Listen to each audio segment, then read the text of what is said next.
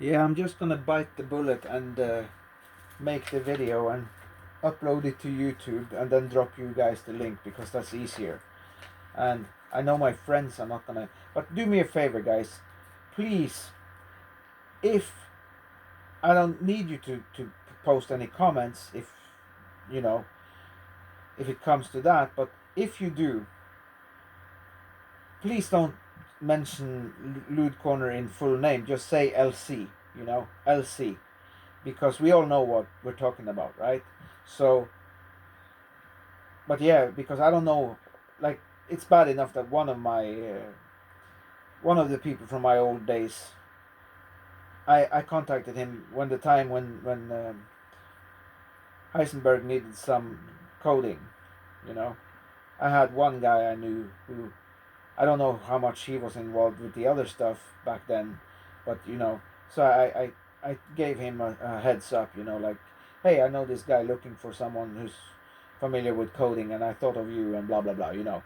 But anyway, to get on point again, I was at one of the food banks here in town, and I saw this newspaper about what we call Rus here, which is basically the group of people who have finished their education, which means they have completed in total 13 years of school.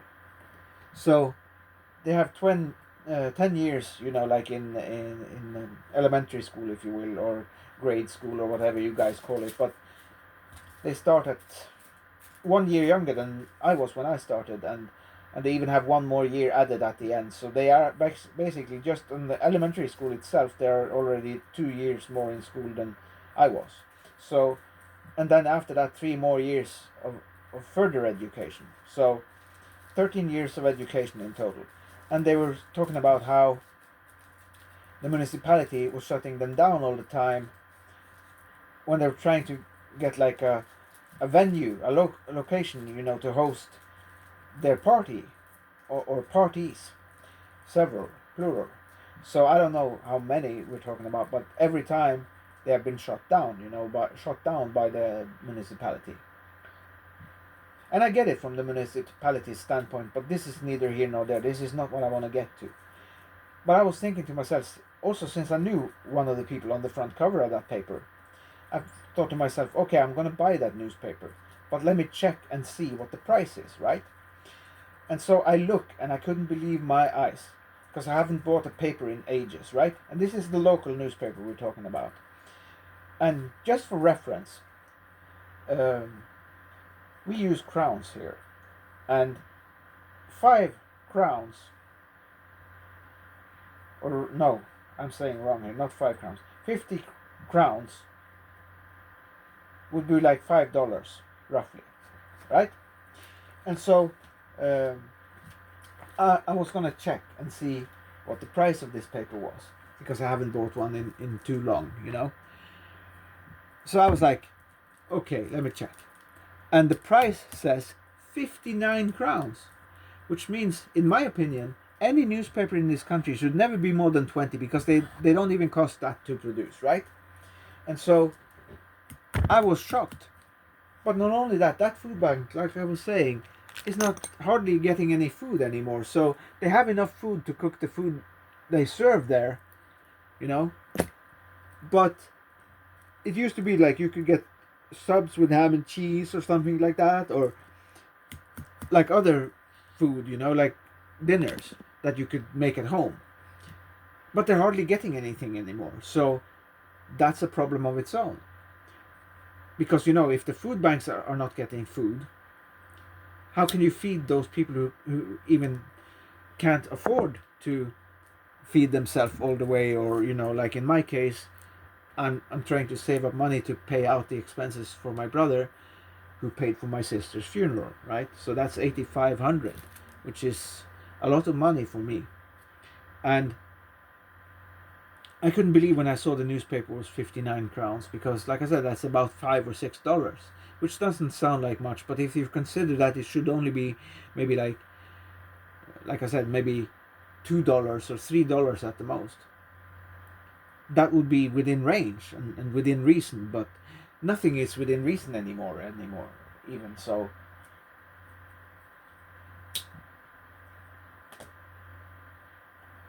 So here's what I'm saying. I don't think this is coincidental. I think this is by design. This is part of the plan.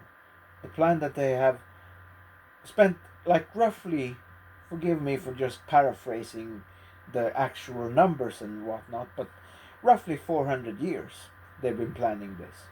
Not specifically this, but like they start out with one thing, right? This is how it works in the world. You start out with one thing and then you build upon it. And you build upon it. So there's like many plans actually, but it's all part of the bigger plan, if you will. And it will finally all come together. And if you don't know what I'm talking about, 3 words for you. 3 words. New World Order. I believe we are in the last days of history, so to speak, the climax of history. And we're seeing this hyperinflation. We're seeing food banks not getting food. We're seeing, like, I tried to get a loan because all my stuff is 20 plus years old and is breaking down, right? And so I needed a loan because I wanted to cover my expenses for the last stuff. I am still 2 things down that I'm missing in the house, and then the money for the deposit thing, right? So I was trying to get a loan for 60 grand, and technically I could get it, technically speaking, but I have to pay back in 5 years, for one. Secondly, the payment per month will be well over 1,500, like 1,544 something, I think, was the actual number. And when I bought some clothes the first month, I bought clothes for like 1,700, 1,800. It wasn't much, but like 3 things, I think, 2 or 3 things, and I paid 1,700, 1,800 for those 2 or 3 things. I broke even, like zero. You know, when you break even, you can still pay all your bills, but you have nothing left. You're at zero. You're zeroed out. So I was like, okay, that's intense. But like I said, I don't see that in particular as a coincidence. I think that is one of the major parts of this plan. Because if you want to kill people very easily, and we're not just talking about any people here, we're talking about those lowest on the totem pole, so to speak. How can you get rid of those people really efficiently without your hands getting dirty?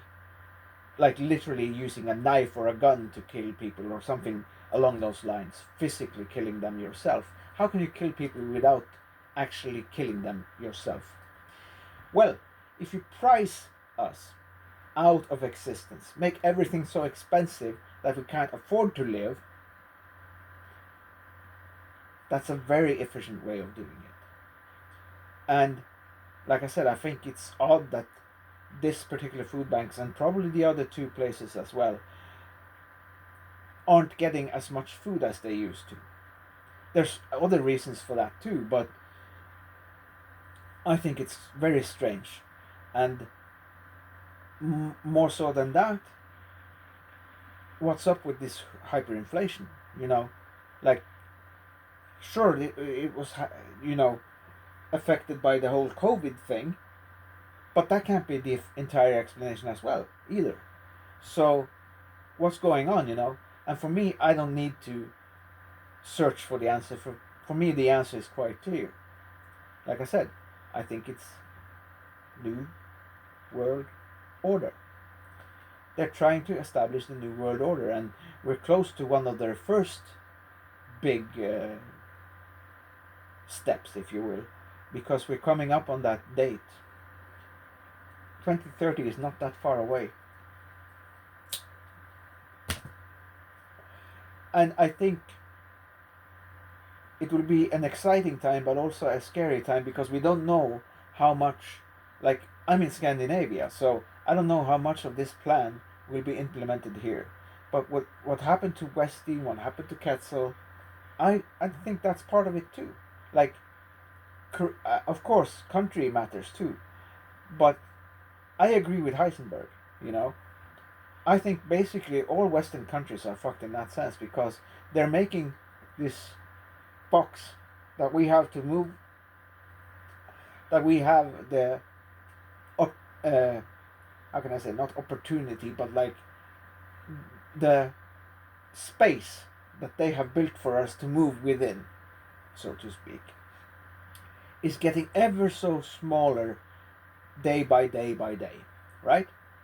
And I went to get a loan because all my stuff is 20 plus years old, like I said, and it's breaking down, And I got two of the four things I need in the house, the minimum things, like those four were the minimum that I have to have in the house, and I bought two of them already: a new washing machine and a new fridge, right?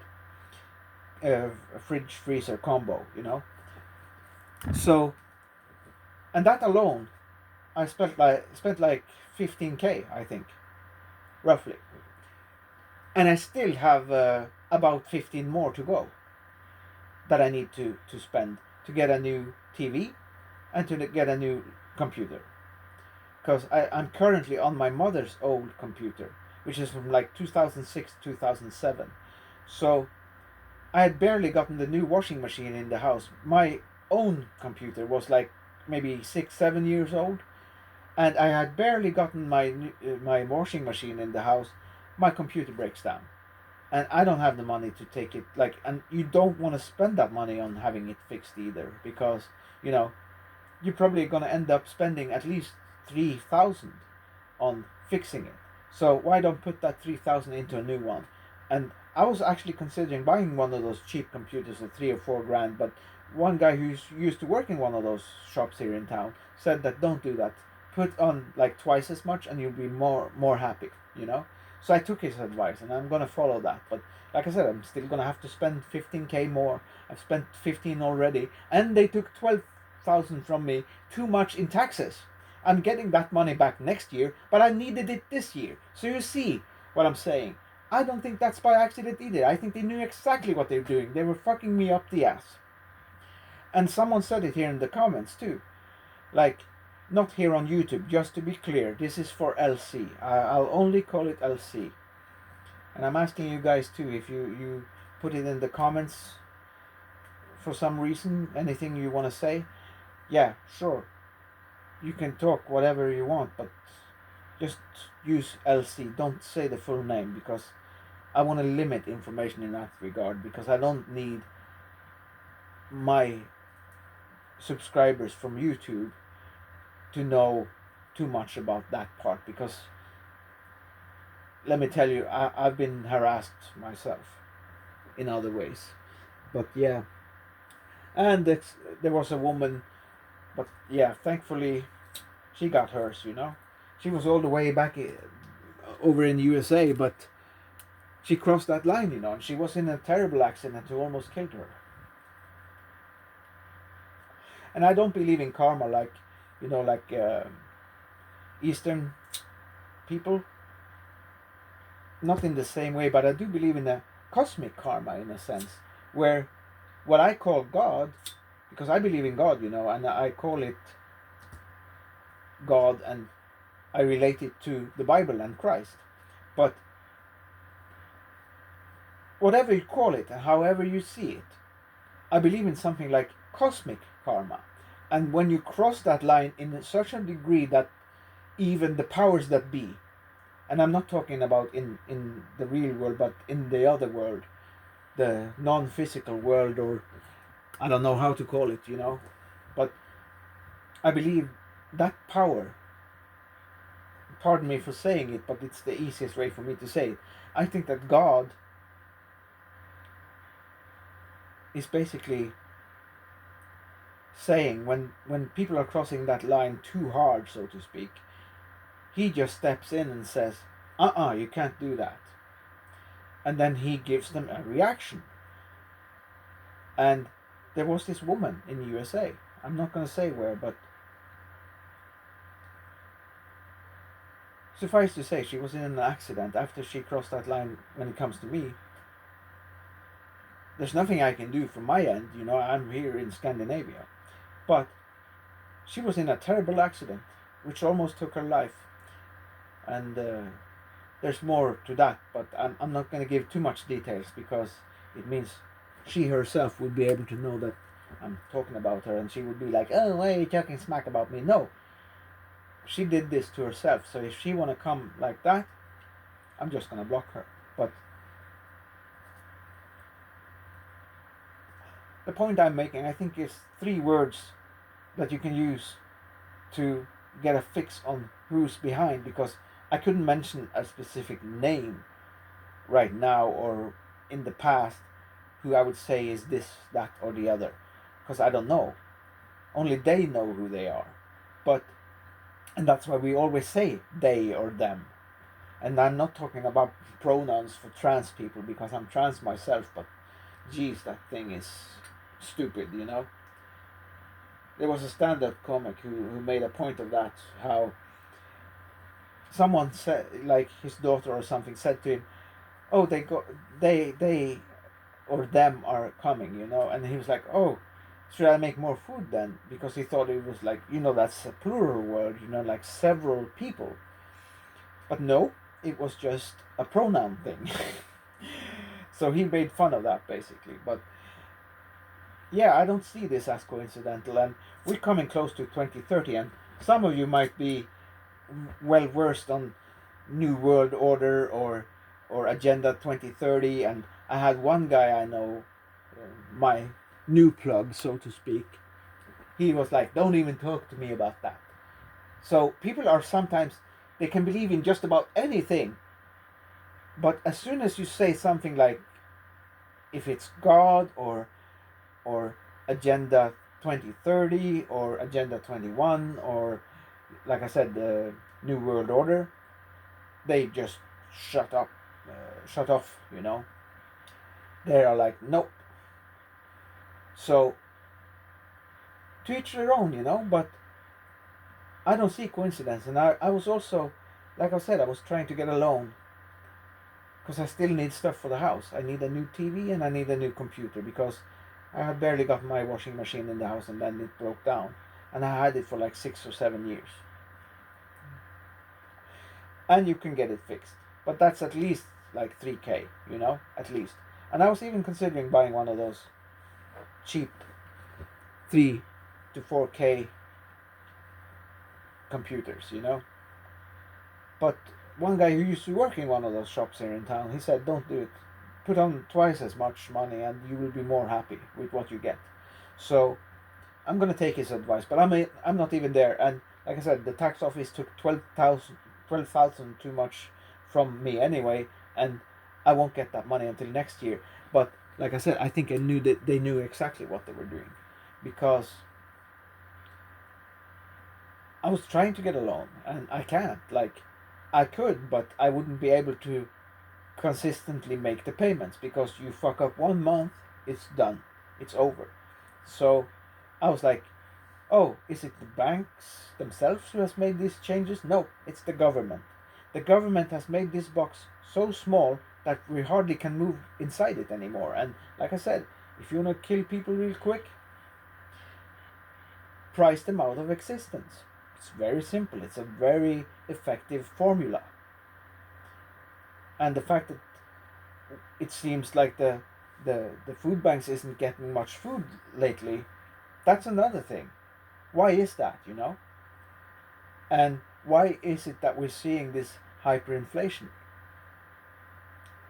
Which was understandable shortly after COVID had simmered down a little bit, but now, this far in time since then, I don't think that's logical or even makes sense. There must be more behind it, in my opinion. And like I said, I do believe it's due to the changes which is about to come in the last days, because I believe we are in the last days. And I know some groups have said this for so many times and so many years, and even made predictions, and the predictions have been seen as wrong and this and that. But the way I see it, because even the Bible says no man knows the day and hour So I'm like that. I know I don't know, but you can read the sign of the times. Like the zeitgeist of people and the world, and you know, you can read it. And you can also read the Bible. It's like the newspaper for tomorrow, but you get it today. It outlines everything that's going to happen. You don't have to believe in God. Because these people, I mean, in a way, they probably do believe in God, but they don't believe in God in the same way a Christian does. Let's just put it like that. Because a Christian sees God as the Lord and Savior. But they see God as the enemy. So that's the difference. They are working for the other side. But yeah, the New World Order, like, if you wanted to get rid of a lot of people, especially those people lowest on the totem pole, because that's what we're seeing. The gap between middle class, some say we don't even have a middle class anymore, but the gap between middle class and, let's just call it what it is, poor people, is getting ever bigger, as well as this box is getting ever smaller. So if you make it so that people can't live in any field, you put all of those various uh, mechanisms where that is a factor that can be tampered with, and they do tamper with it, then it's a formula that works, because you're getting the job done, but your hands are supposedly clean, because you didn't do it yourself. That would be more honest, in my opinion, and more, how can I say, at least it will feel more fair, if someone came and stabbed you or shot you or anything like that. That's at least a person who has the balls to follow their opinions, and follow through on them. But even my Danish friend from years back used to call it passive death aid, because you're killing people without actively killing them. And I was somewhat in agreement with him, but now I'm very much in agreement with him. That is what's going on, in my opinion. They are killing us slowly. And I said it even years ago, like probably more than 10 years now. I said to my mother, or my family in general, I can't remember the details, but I said, I think they're going to try and put us to our knees through money, first and foremost. And what's happening now? Every country in the world almost is experiencing hyperinflation to the ridiculous level. And so if you're on welfare, which I was, and then you move over to disability, which I'm now on, and you're still in the same financial situation, like you have the same leeway to move as you did back then what's the point? What's the difference? And that's the thing for me. I said, and I meant it. I've repeated it once already in the previous video I made and posted for you guys, but it's very complicated making a video. And I'm talking to LC now, because this video is all for LC mainly. But how I see it, like I don't know. It's very bizarre. And in my opinion, it can't be coincidental. Especially with what happened to me personally, because they even took 12K too much in taxes. And I don't think, because my taxes are supposed to be 6K a month. You can imagine if you had 6K a month in taxes. It doesn't sound like much. But consider this. I'm getting like 21K in total. My rent alone is almost 9 grand. 87.50 per month I'm paying currently.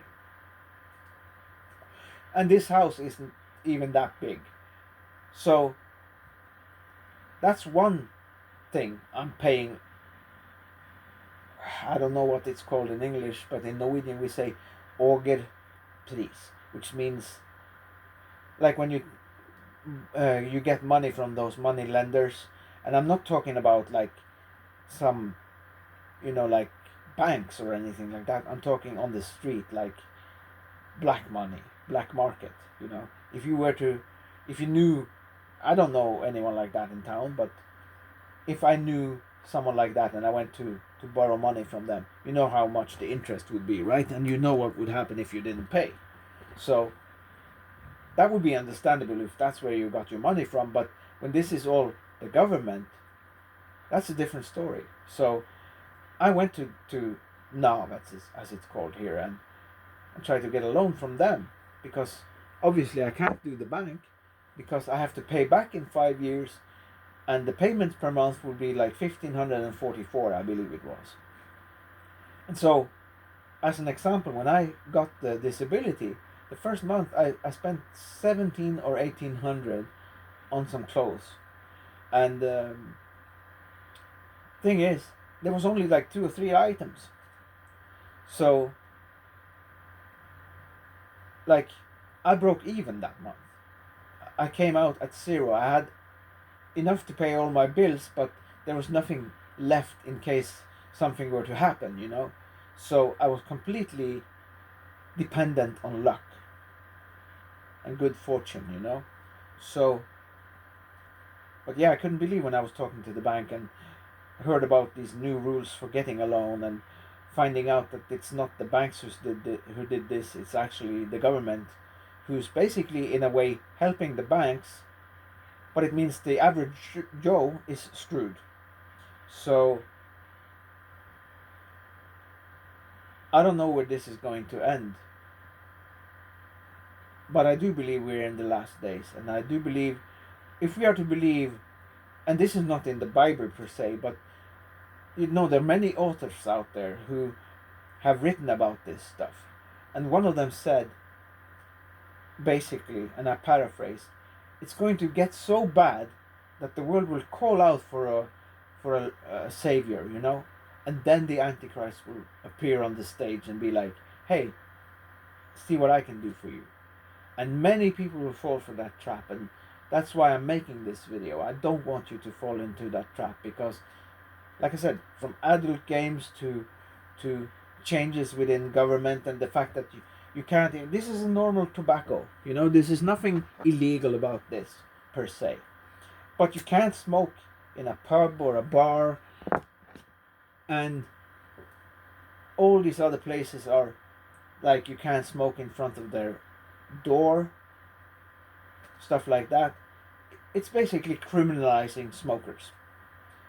So everything that's happened, you can't buy. This is another point. You can't buy 10 packs of cigarettes here in my country anymore, or those smaller packs of tobacco, which was like 25 grams instead of 50. Because back then, the tobacco, the full pack, used to be 50 grams. It's not that anymore. It's like 43 or 44 grams now. And you still pay the same and even more. Right now, last time I bought a pack of tobacco, I paid 369 crowns. So about $36 for this when it was full.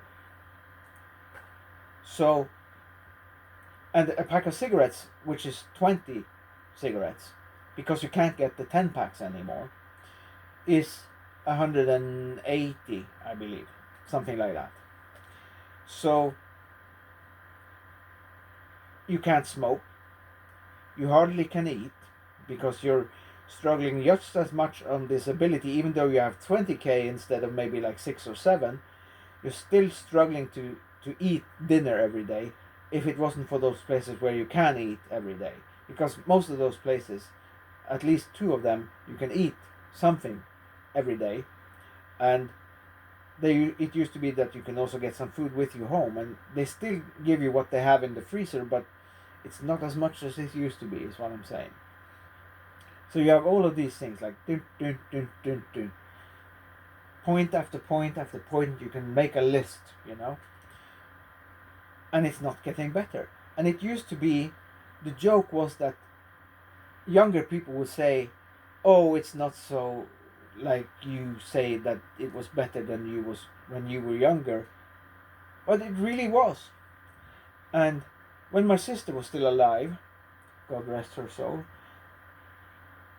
I said to her, "What do you?" Because we were talking about like our grandparents having made that trip already to leave this plane, you know, and then next in line is our parents, right? That's why I made the video on YouTube too, called "Our Parents Are Dying," because that's what's happening. They reach that age where they're starting to knock off, and uh, even my sister is gone. And you think you'd have your sister until you're at least 70, you know? Wasn't meant to be, I guess. But she's gone. So,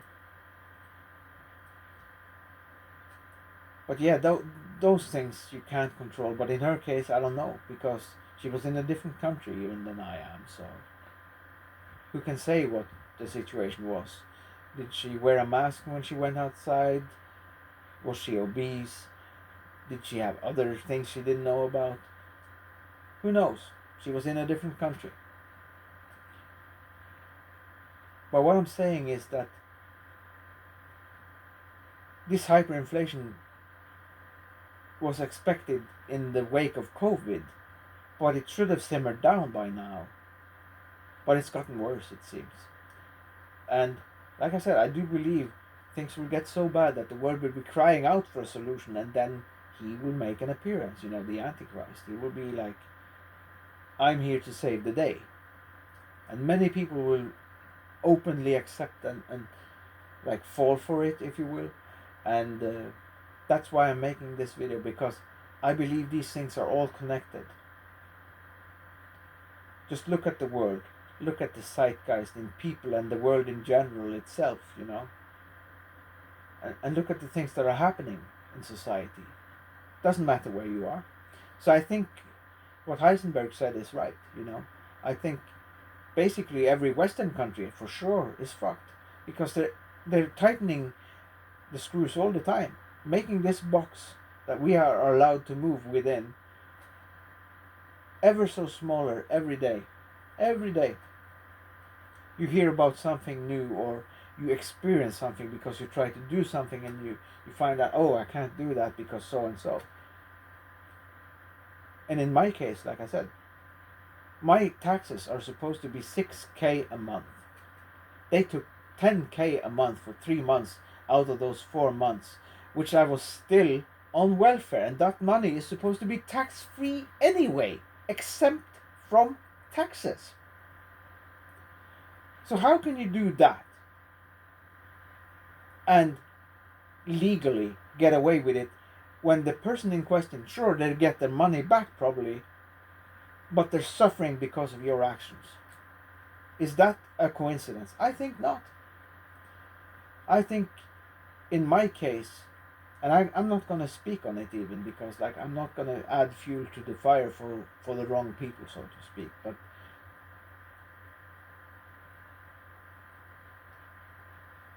the whole thing, from, I think it may be 2 years back, I can't say exactly, but I think it's like 2 years back now, when they started putting me through this whole thing.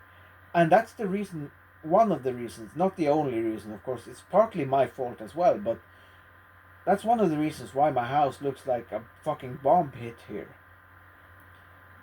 Because I was running to those meetings, first with the AS3 bullshit, and last day she took me on a house viewing, and I get, like, I don't know what they call it in English, but you get your hopes up, and then it turns out the house is for sale. So who's to say I'm even gonna be, even if the current owner lets me rent, how can you guarantee that the next owner is gonna just keep you on as a tenant? You don't know that. So it was a big fat maybe in itself. So why take me on something that is just a possible outcome, that I might end up getting a place there? So that was the start of things, and that was 2 years ago. And there was also a specific question that I think was put there deliberately. And the way they wrote the final report on the disability thing, I clicked on it on the computer, I couldn't see it. So I had to contact those people in Tromsø, legal people, which actually was able to get some information to me about what they had written there. And I was applying for disability because of my body, not because of my head. But they basically said enough to the point that I understand that I was giving disability on the grounds of, my psyche, if you will. Which is very disappointing because I applied because my body is breaking down. My entire right side is shot, you know? And I'm starting to realize my hip, especially, because I feel it every time I'm walking. And I've been swimming today, which usually helps a lot, and it does help. But even through the rest of my body feeling wonderful, my right side is still somewhat the same. It's slightly better, but it's not as good as the rest. So I'm starting to realize I will never be fully fine, from that. And that is like the shoulder thing I did myself. The back thing I did myself. The hip, I don't know. My mother used to say I have an artificial hip replacement. I don't know if that's true or not, because right now she's in a home and she's in her own world. She doesn't even have like a language anymore. So she can't hold a conversation. You can't have a conversation with her anymore. And currently she's not doing too great either. So, and I don't have a car or a license, so that's another thing. Why didn't they put her here so I could be close to her, so I could visit? I mean, yeah, she's from there and that's where I grew up. I get that part, and it's all part of the big municipality, because that place 5 miles south of here used to be not part of this municipality, but it was a municipality of its own. But now they've made this so that the municipality now goes all the way, not only from here to that place, but even further than that, to something called Tysfjord, which is even further south from here. So, because the place of itself, that used to be a smaller municipality, is just 5 metric miles from here, where I'm currently at. But yeah, I had a landlord when I first came to this city, a female landlord, and she used to call the world a sinking ship, and I think that's a very accurate description, I think, because we're on the sinking ship. World Party called it the ship of fools, because we're on it, and the ship is sinking. But they of course had a different lyric. But if you stay on the landlord's, my first landlord's expression there, I think that's a very accurate one.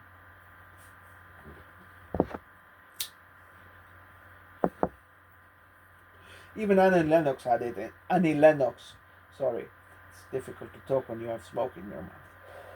But yeah, even Annie Lennox had a lyric that said that.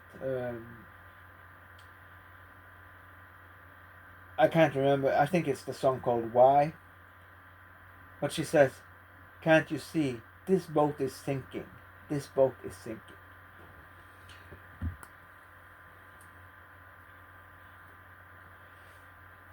And yeah, we're on the sinking ship. And from everything from the the .com bubble back in the day to back in 2008 when all the banks were bailed out,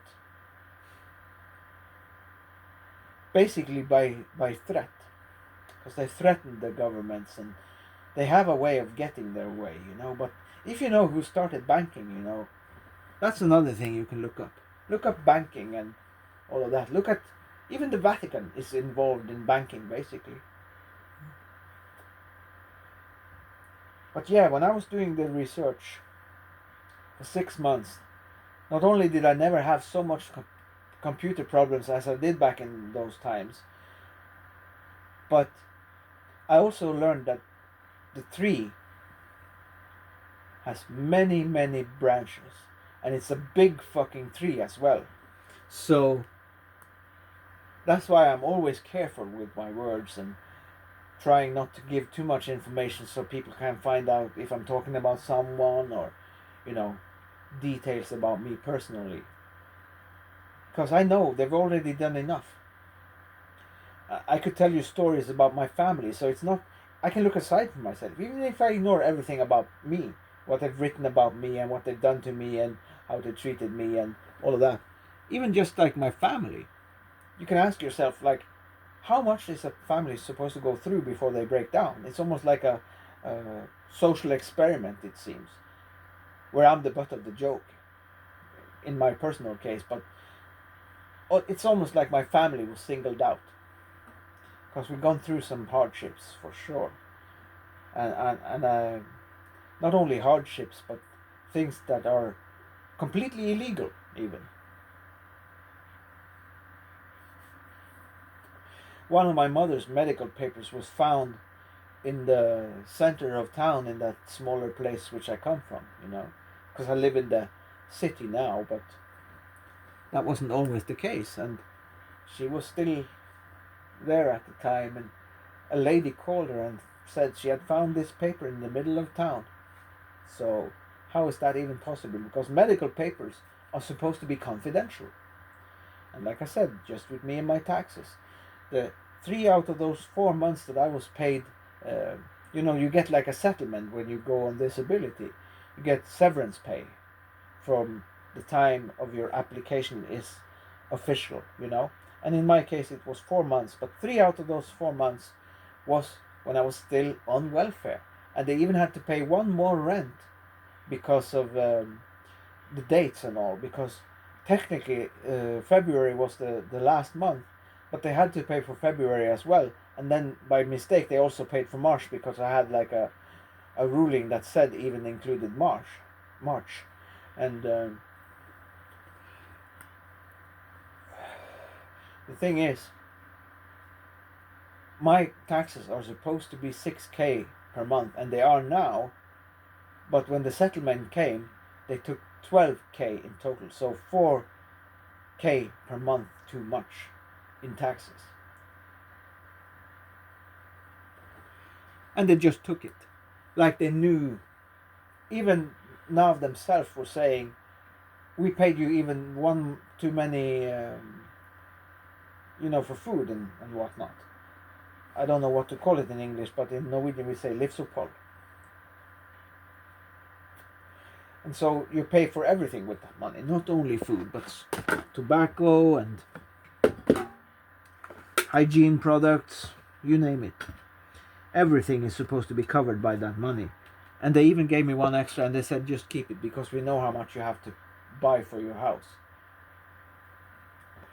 But the tax office, they screwed me over big time because I need that money now, this year. And I will have it on the next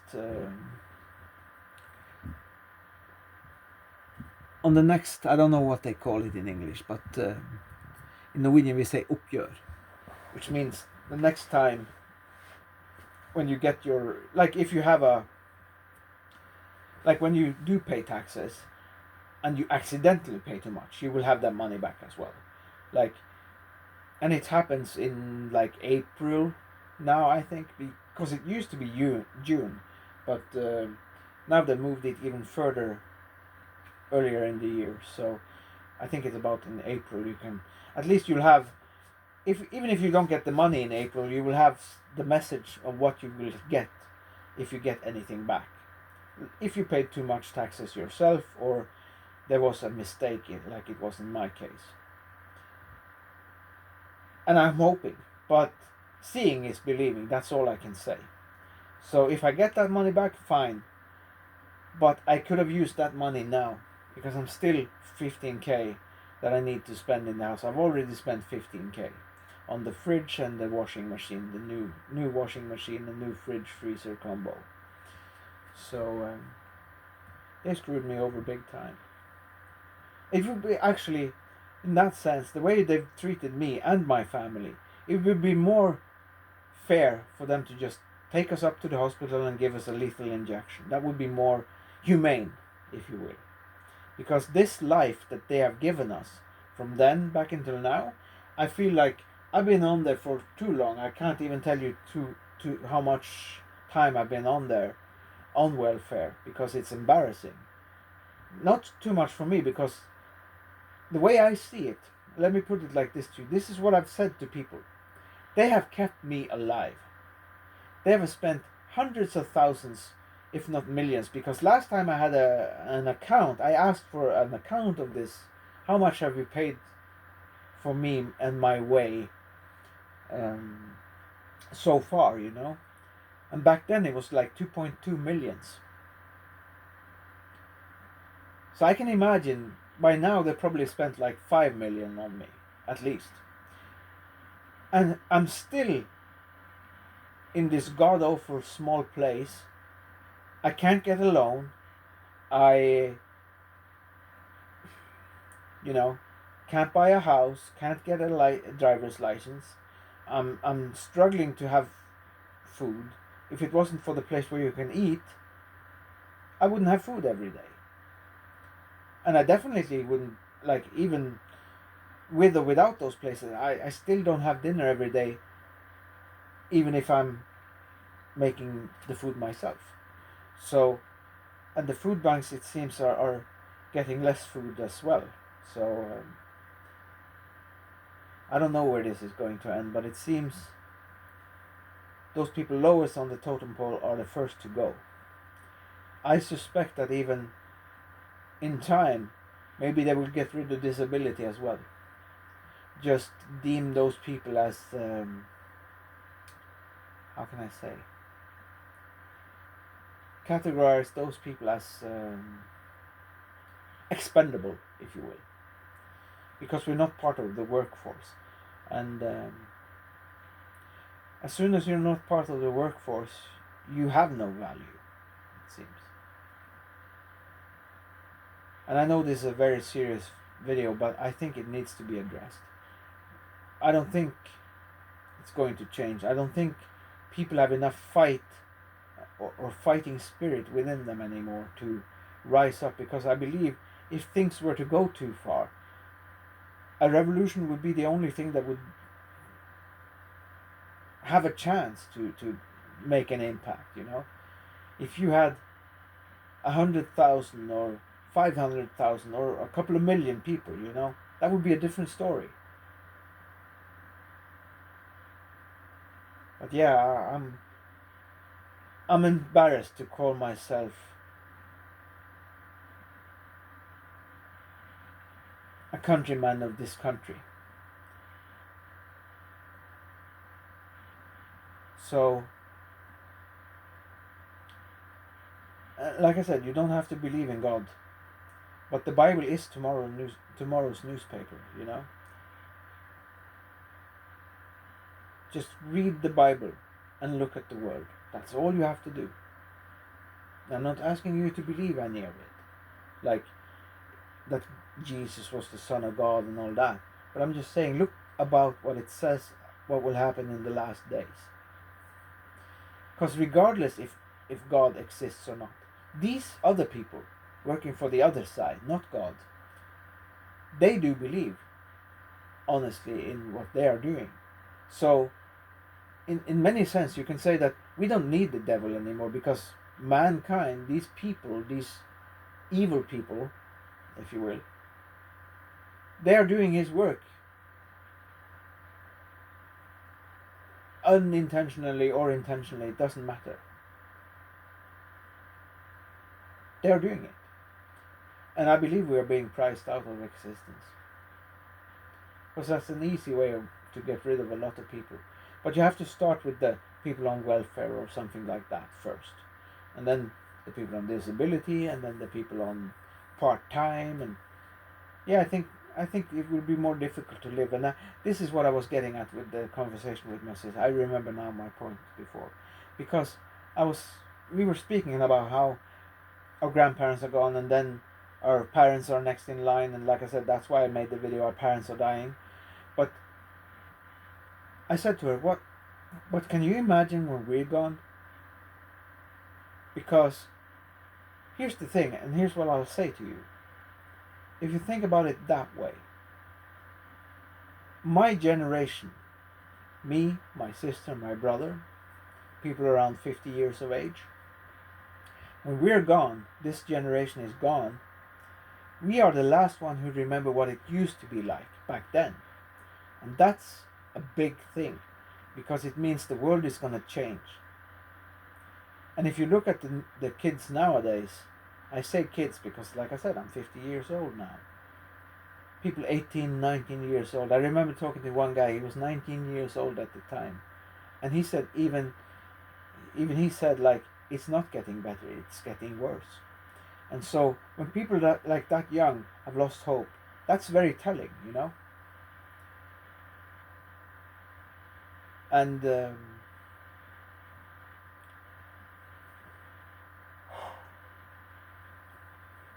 I think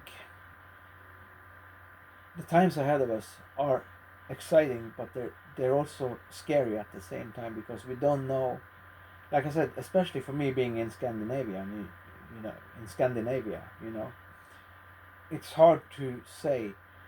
But in general, in my country, it tends to be like, now Britain has done the whole Brexit thing, so they're sort of out of it in most ways, but they still have some general basic uh, agreements that they have signed, so they still have to follow through on those, but they are a bit more independent now. But if that's an improvement for them or not, I can't say, because I'm not British myself. So, but from what I see on YouTube, it seems that Britain, along with Ireland, has a lot of problems, and I'm not going to say what kind of problems. Just look for it on YouTube, you'll figure it out. But even something as simple as going to the public pool, the guy I was with today, I was there today swimming, and even the guy I was with was saying how much the world has changed because of our so-called new countrymen, because they get offended for everything. And even me wearing nail polish, I know I did a crap job on this because I'm right-handed and I can do this one fairly okay, but doing my hand that I normally use for things, to paint that, no, it's not easy. And this will probably be a surprise to many of my YouTube subscribers, because they don't know, most of them. There's only one person who knows for a fact, said by myself to them in a conversation, that I am a trans person. But I'm not one of those trans people in the first two categories who wants to take hormones or have something removed. If anything, I would like to add something, and that would be breasts. I would love to have breasts, nice big breasts. That would make me complete, and I probably will with time, if I'm allowed to live for that long, because it's not in my hands, it's in God's hands. But I'm starting to ask if maybe it's in some people's hands too, because they hold the key, and if they want to tighten the world further than it's already been tightened, I don't see how those already disenfranchised people will make it through. I don't see how that's happening. So I'm sorry for being a Debbie Downer, but I'm not depressed over it, but I have a very realistic look on things, and I think if this is what I mean, then I should say it and give you a heads up, like a warning, that this is happening and this is why I believe it's happening. Because, like I said, it can't be coincidental. I think it's all part of the plan, and it's gonna get worse before it gets better,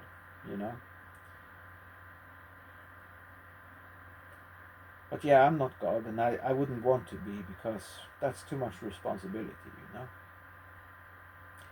But from my YouTube subscribers, there's only one person who knows for a fact that I'm trans.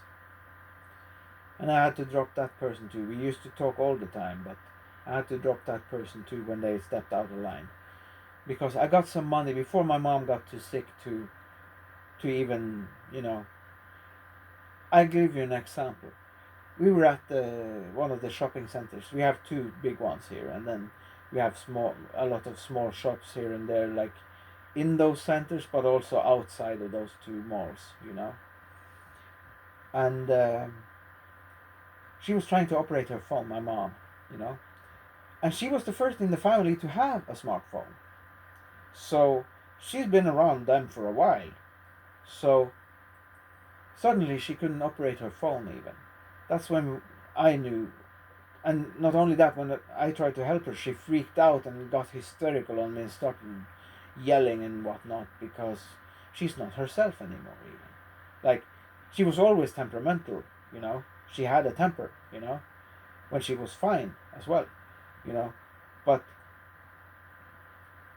I guess, in a sense, what it is that you're frustrated, because something you used to be able to do, suddenly you don't know why you're able to not do them anymore.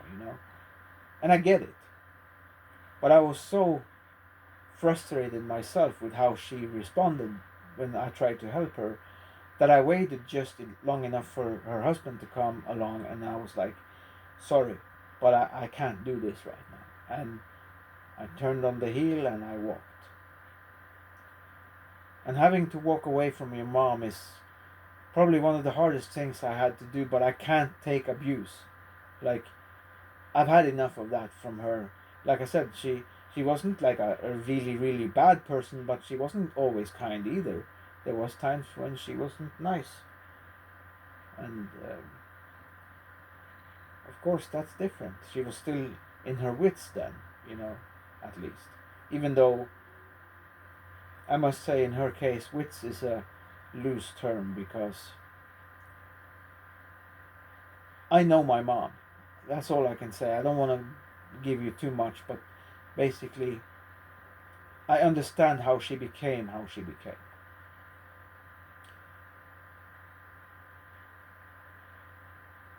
And before she got too sick to know day from night, so to speak, or anything like that, we were talking about how, and I think it's, she was past 70 at that point. Now she's like 76, 77, something like that. But what I'm saying is,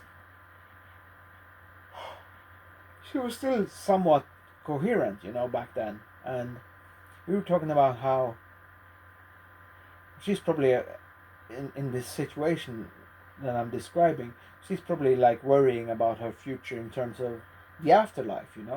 Where am I gonna end up, or am I going to hell and all that. And I said to her, don't think of it, because to her it was a negative thing. So I said to her, don't see it as a negative thing. See it as your just judgment. Because you can say what you want about God, but He's fair. And that's again what I was talking about karma, how I don't believe in karma like a Hindu or a Buddhist believes in karma. But cosmic karma I definitely believe in. Because like, you cross that line too hard. Because you can cross the line and then it would be more logical for me to take action, right? Punch you in the face or something.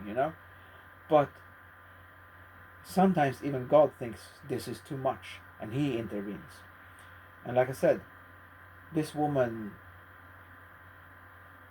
in the US of A, she crossed that line with me and she almost got herself killed over it, I believe. There was another one, an artist here not in my country but in my neighboring country. My friend died in cancer, and he was going to be my mentor. At least that was what I had in mind, you know. But then cancer got him. He didn't make it through, and of course he was 73 years old as well. So he was old in a sense, but cancer was what killed him, and so I had to start looking for a new mentor, if you will. And this guy had a lot of great songs with really nice lyrics. And you would think, you know, I'm painting you a picture here where my mind was in that moment, if you will. So I was thinking, like, if he really means some of these things that he's saying in some of his lyrics, you know, in some of his songs, then he would make a good mentor for me. He can teach me more, you know. So I reached out, and I didn't even get a reply. Some time goes by, a couple of years. I don't know exactly how long it was after the fact, but suddenly, out of nowhere, he got some really strange sickness or illness or disease, whatever you call it, some ailment that he couldn't, like, even the doctors couldn't figure out why. I know why. In my opinion, it's exactly why. The reason I said before.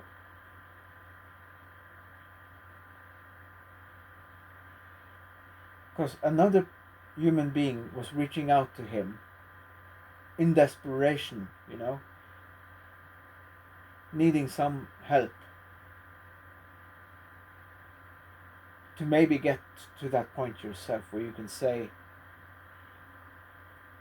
okay, I get it now. I can stand on my own now. And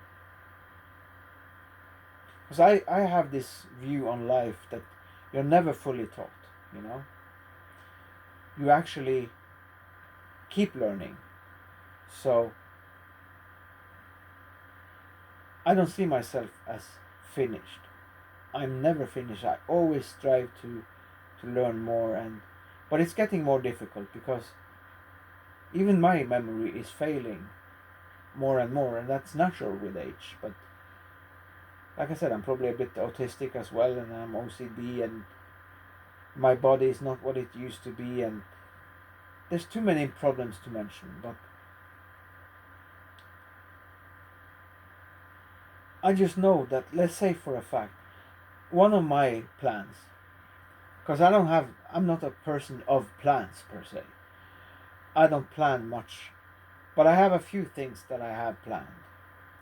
And one of them is saving enough for my own funeral, so that when I pass, I won't be in the situation that my family found themselves in when my sister died, because my brother had to pay for everything, and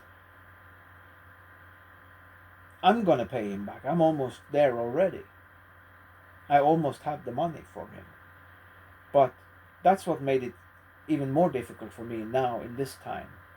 Not only with LC and with the tax office fucking me over, and NAV not helping in the least, you know. So I'm gonna try and make it so that I can pay for my own funeral, because if you die and you don't have the funds, you get a wooden cross, which will have your name on it, sure, but it will just be left to rot. And once it's gone, no one will ever know you even existed. And even now, 4 years from now, I have to pay for my father's grave again. And then there's only 1 year left until 2030. So, who knows after that, but I paid, I think, like $1,000 or $2,000 last time, but I had to apply. That was still under NAV back then, you know, the welfare office. So I had to apply for them to pay it, and they did. So, but last time I paid it myself, and I was actually supposed to have that payment in 2004. So someone else, I believe it probably was my uncle, who was still alive at the time, but he's dead since then. And I was supposed to have it in 2004 already. because my father was buried in 1984, I believe. So it's 20 years, from that ruling. It's changed now. Now I think it's like 10 years that a grave can. I don't know.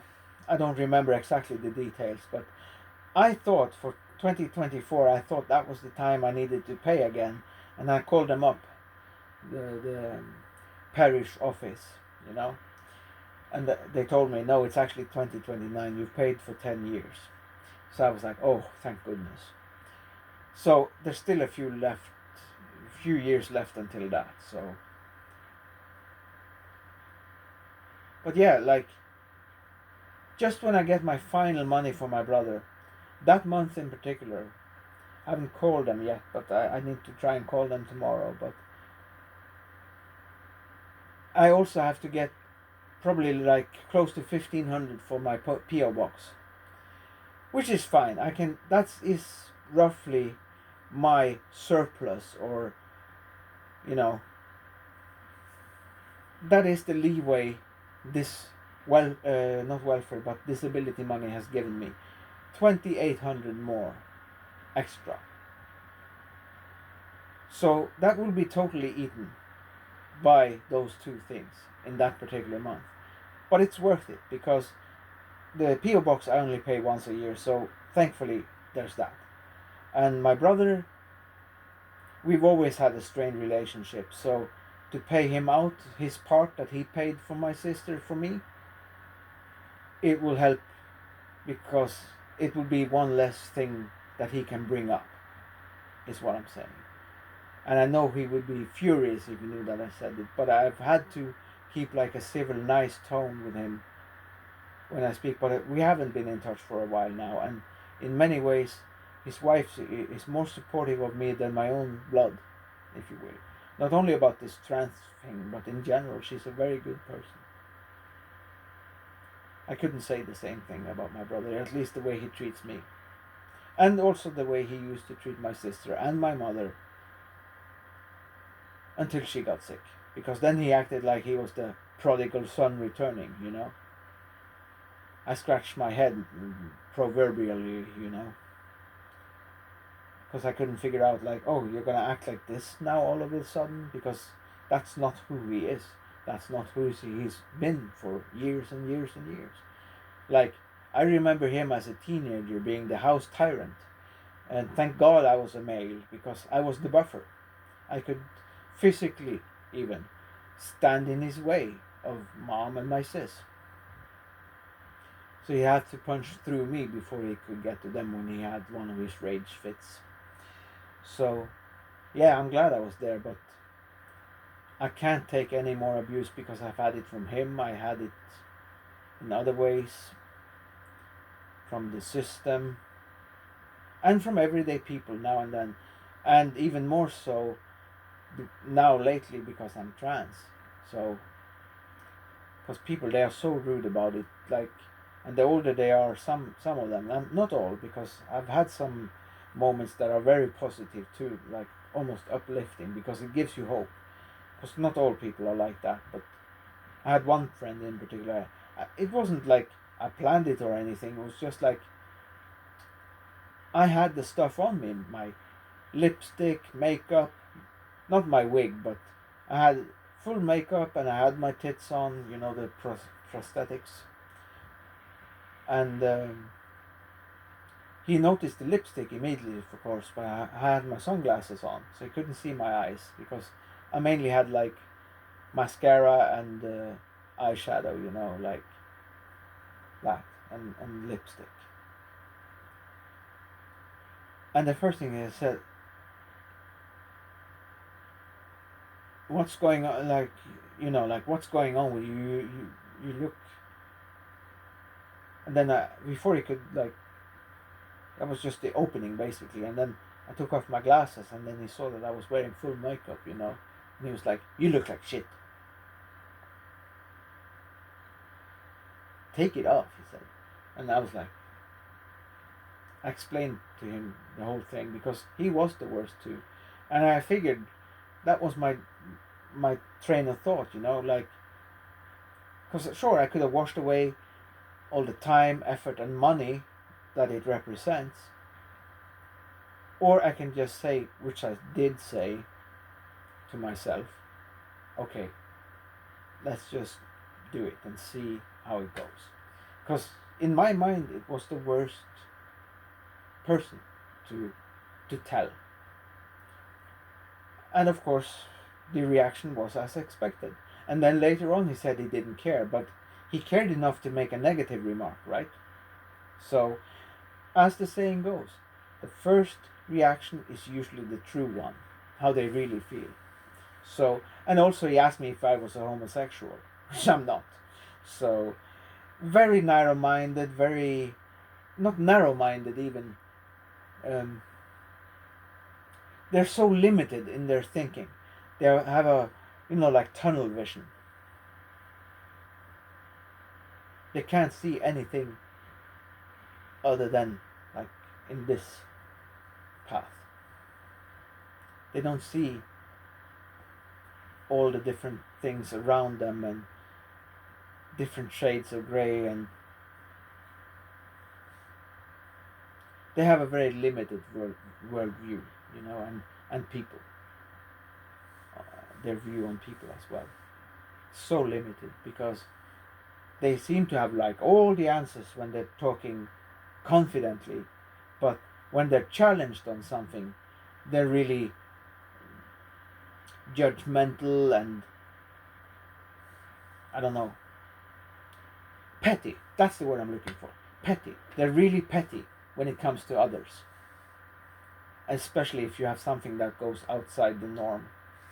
So, but like I said, it's not all people. I had two women, I would say not, like they're not my age, they're even older than me, but I don't know how old they were, but at least older than me. One of them even said she was old enough to be my mother, and true enough, she was only 2 years either younger or older than my mother. I don't know exactly, I can't remember which way it was, but there was 2 years difference between them, so she was right.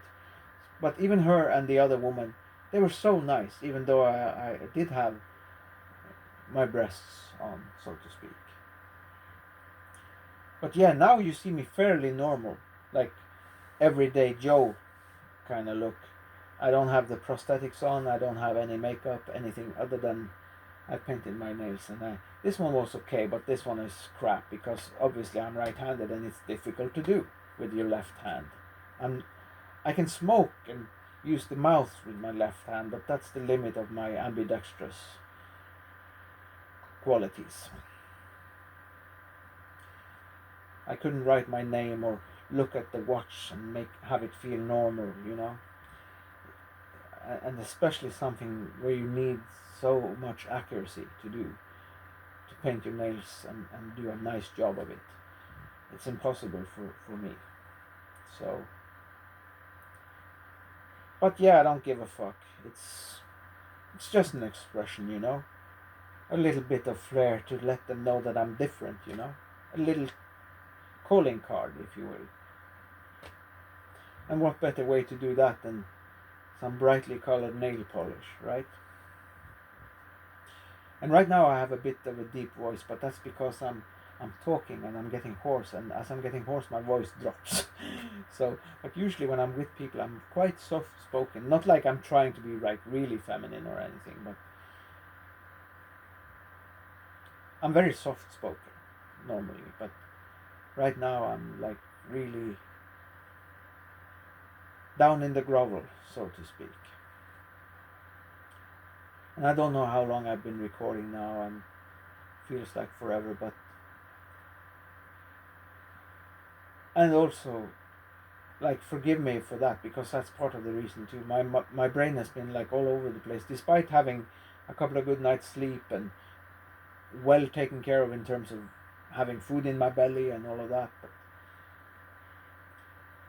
I'm telling you, people, the way the world is now, I wouldn't mind if I died tomorrow.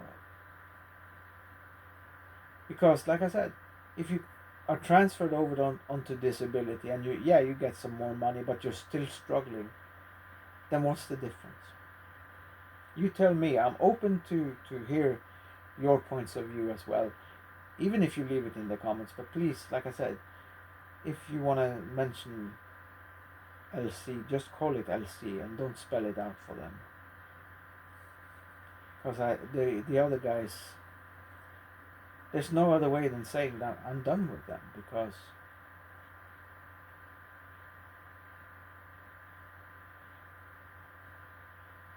they went too far. That's all I can say.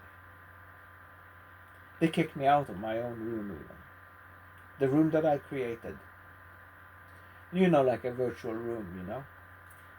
It used to be called Hangouts then, but now it's called Google Chat.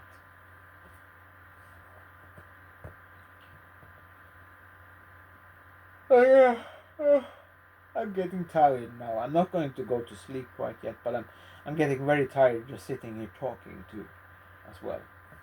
So I'll have one more smoke with you guys, because it used to be a thing I used to do with my YouTube subscribers. I called it the post foods. Sorry, I have a bit of, like indigestion or whatever it's called in English. Slight, not like a full-on regurgitation, but as far as I know, it's called indigestion, and a little bit of heartburn going alongside it. But yeah, after we had done swimming, my friend said that he was gonna go check and see if they were still doing the barbecue, because he knew right where they were and all of that stuff. So, and he had a car, so, and I just stupidly said, like, the way I kind of like just automatically included myself, but I caught myself and I said, oh yeah, I kind of included myself, but you don't have to if you don't want to. And but he still brought me, so.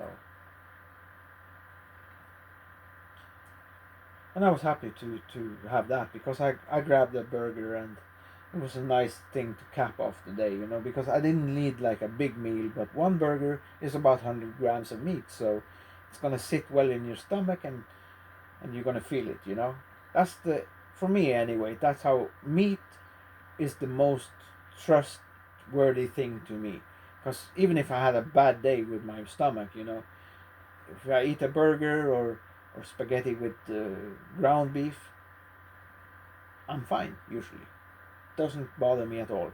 But if I were to eat a curry, oh man, like a chicken curry, oh, that would be like inviting trouble. Or if I were to drink coffee on a day like that, or drink too much milk, or eat something with milk in it, those are the things I'm sensitive to. So a burger is perfect, because it's enough to fill you up right then and there, and if you need something more, you can grab a sandwich or something,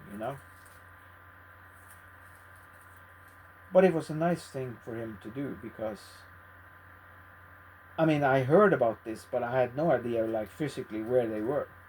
So for him to just take me there, that's even better. So, but honestly, like, most of those people who are there, he's one of the exceptions, actually, because we've gotten closer as friends, in a sense. Because there were two people in the place I mostly go to. One of the, I wouldn't call it a food bank per se, but they are pretty much like a food bank, and they are the one place who actually still gets some stuff. So out of three places, there's basically just one place that still is getting a fairly solid contribution from those sources.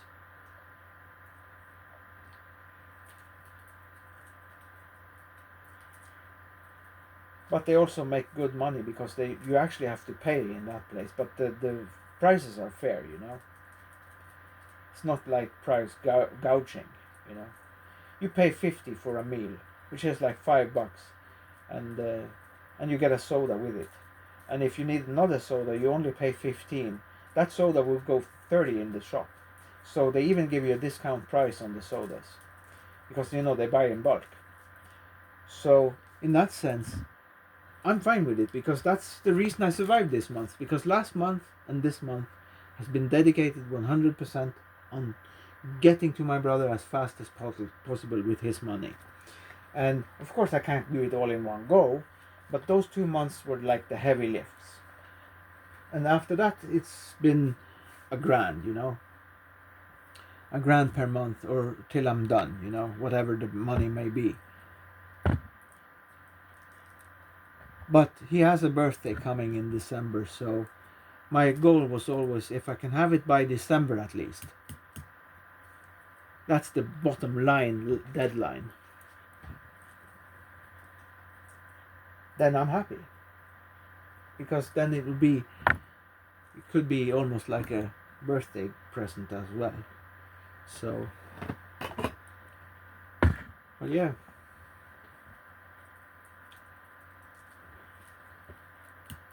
But I'm not suicidal, I'm just tired of this place, this world. Because God forbid, even if you have good reason to, God forbid if you kill yourself and you fail. Try to kill yourself, basically. Because then there's something wrong with your head, which is not true, even. So, they ignore valid reasons, even. That's why I like the Dutch people. They have so many good things in Holland.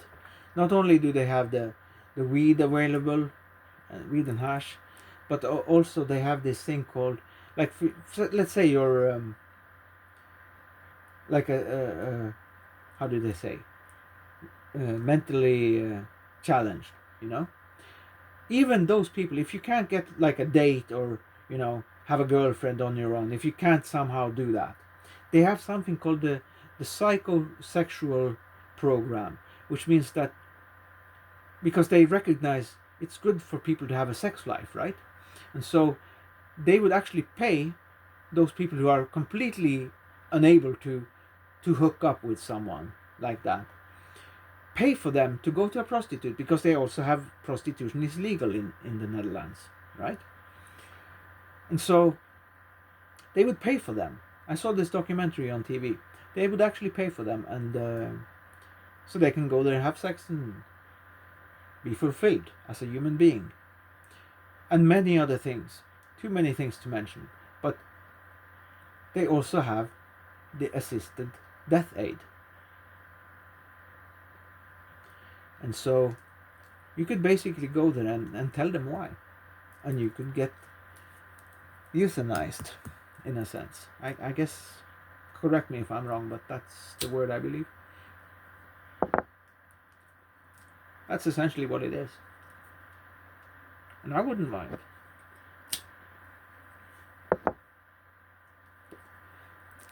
To be gone from this world before I have done so much shit that even God has a problem with it. Because I would like to try and leave this world somewhat clean. But as I always say, you do get stains on your cloak by wading through shit. And this world has gone to shit. And no one is batting an eyebrow, it seems.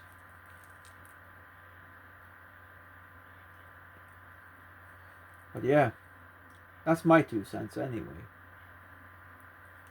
Like, not all, of course. As the famous quote goes, hashtag not all, but like mostly. That's how the world seems to me now. And like, people have become really selfish too, really ego. And every human being is ego. That's true. But there are degrees, But in general, the people have gotten so ego now. This person I saw at the food bank today, I'm telling you, next time I'm gonna say something. I'm not gonna say last time, but next time I'm gonna actually address it, because I'm so tired of it. Because I was stating the fact that they only were serving waffles today, and I had two of them waffles, 2 full irons of waffles, because we have waffle irons, that we make them on, and so you eat either a single one or a full iron, as it's called here in my language. So I had two of them. So it wasn't like I was against them or complaining about it at all. But the problem is they're made with milk. So I can only eat a couple. Because if I were to fill myself on them, I would be sitting on the toilet for the rest of the day. The other ones that was on the place called Exit, they were actually made from lactose-free milk. So those I could probably eat. And I did. I have eaten two of them already because I even got some to take home. I've eaten two of the four already. And I had brown cheese at home too, so I could even add that because it goes really well together with cola. And I drink Pepsi all the time, which some of you may or may not know, but at least my YouTube subscribers know this for a fact. I mentioned it many times. I prefer Pepsi. The sugar-free one, Pepsi Max.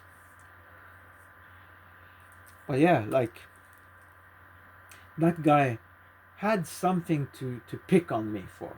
Again. So it's been enough times that I've noticed this and I've brought this out to the table, and I spared him today actually, but next time I won't spare him. And then I'll probably be kicked out from there and expelled for a month. And I don't care. Fine. Let them do it. Because if it was on the street, it wouldn't be just verbal. You know what I mean? I would punch him in the face. Just look for the moment when he wasn't aware and then give him one. And then I'll probably be worse off even then. Be even worse off by that. But I'm just saying, you know.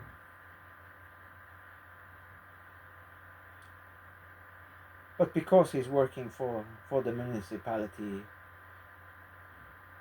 he gets away with it, but he won't get away from a tongue lashing. That's what I'm saying. Because I've had it with the guy. Always picking on me. And I'm going to sit down.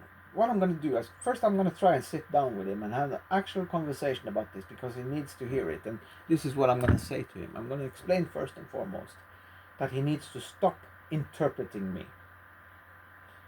Because that's what he did today. He basically interpreted my intention and he was wrong. Because I wasn't complaining. I was just stating that's what it was. It wasn't like a full-on lunch. I couldn't, for me anyway, I couldn't just eat waffles like that and fill my stomach on it because I would be sick like a dog sitting on the toilet for running back and forth basically, because it wouldn't be one go. I'd be running in and out of the toilet actually many times, because you go one time and then you think it's over, and then you're like oh shit, I gotta go. And I had that just recently where I was afraid to fart because I could hear the bubbling in my stomach.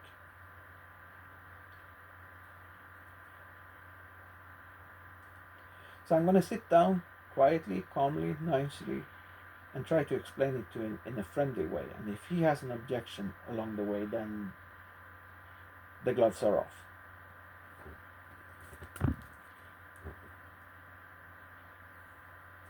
But I'm going to ask the woman if I need to find the moment where they both have 5 minutes or whatever time it takes, you know. And have the woman, because we're okay, you know. She's never done that to me, so have her there as a witness. So he has a witness, I have a witness, and she can know what's being said, and he cannot distort the truth any further, because I've had enough of that.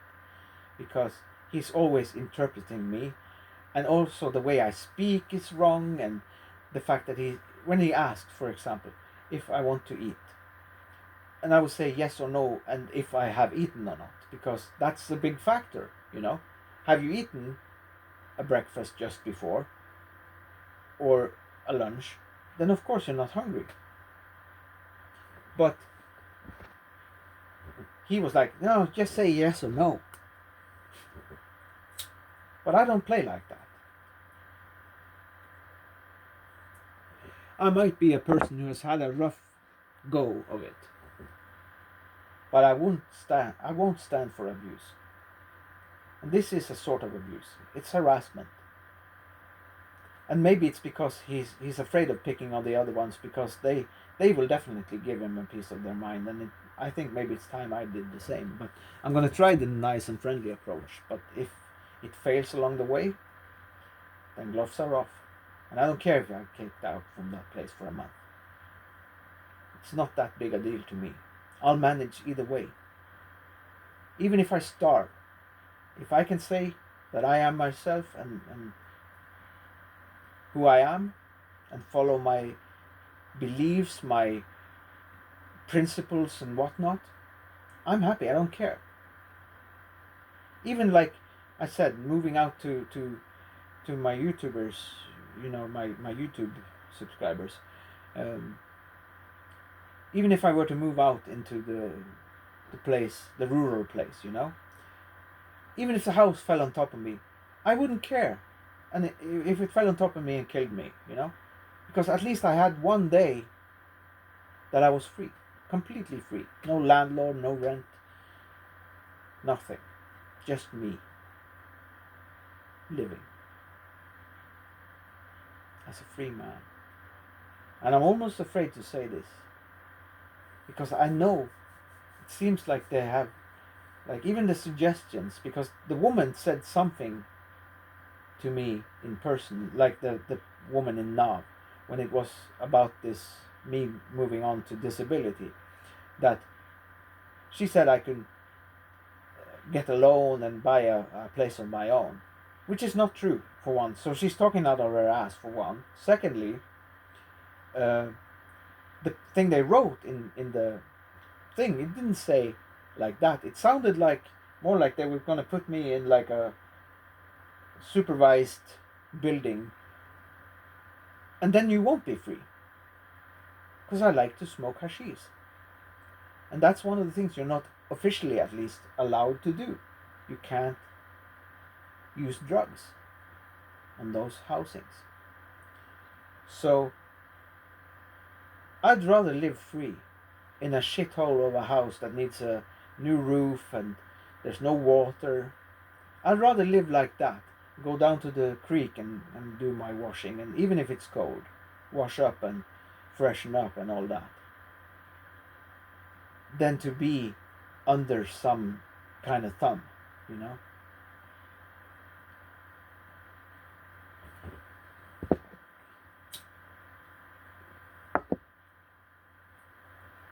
Now I'm telling you, I'm sick of people. I can't deal with people anymore. I don't know what's happened with people, because I can't deal with them anymore, and I don't have the patience that I used to.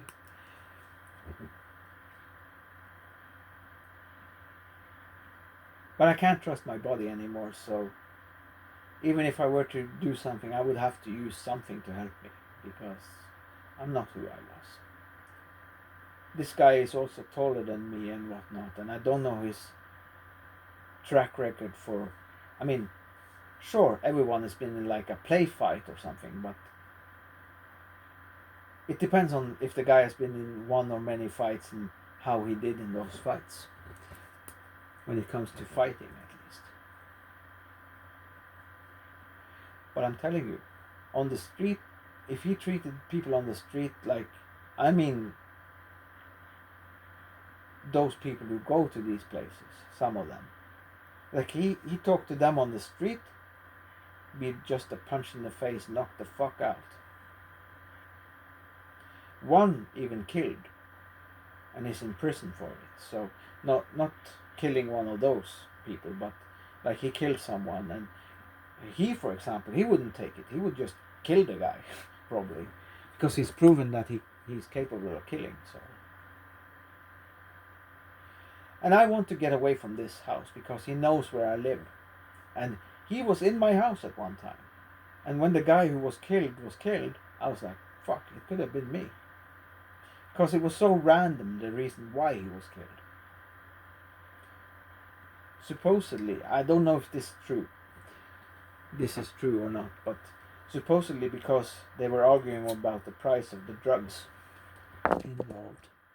Because the guy who got killed was down on his luck, and this guy had some drugs, And then you're at the mercy of whoever, I wouldn't do that myself.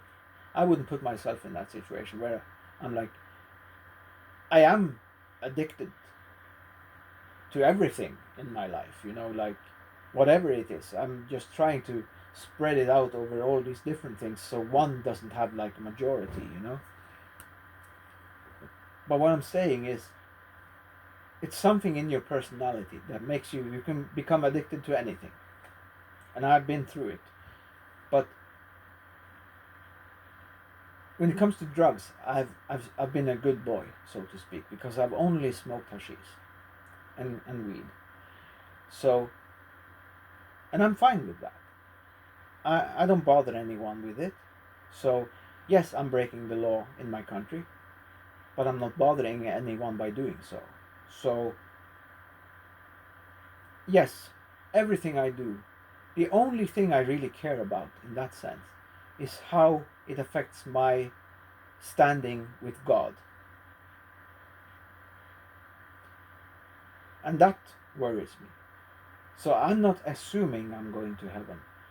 And I will say this even if Christ himself were to reject me, I will never reject Christ, because he's my only hope.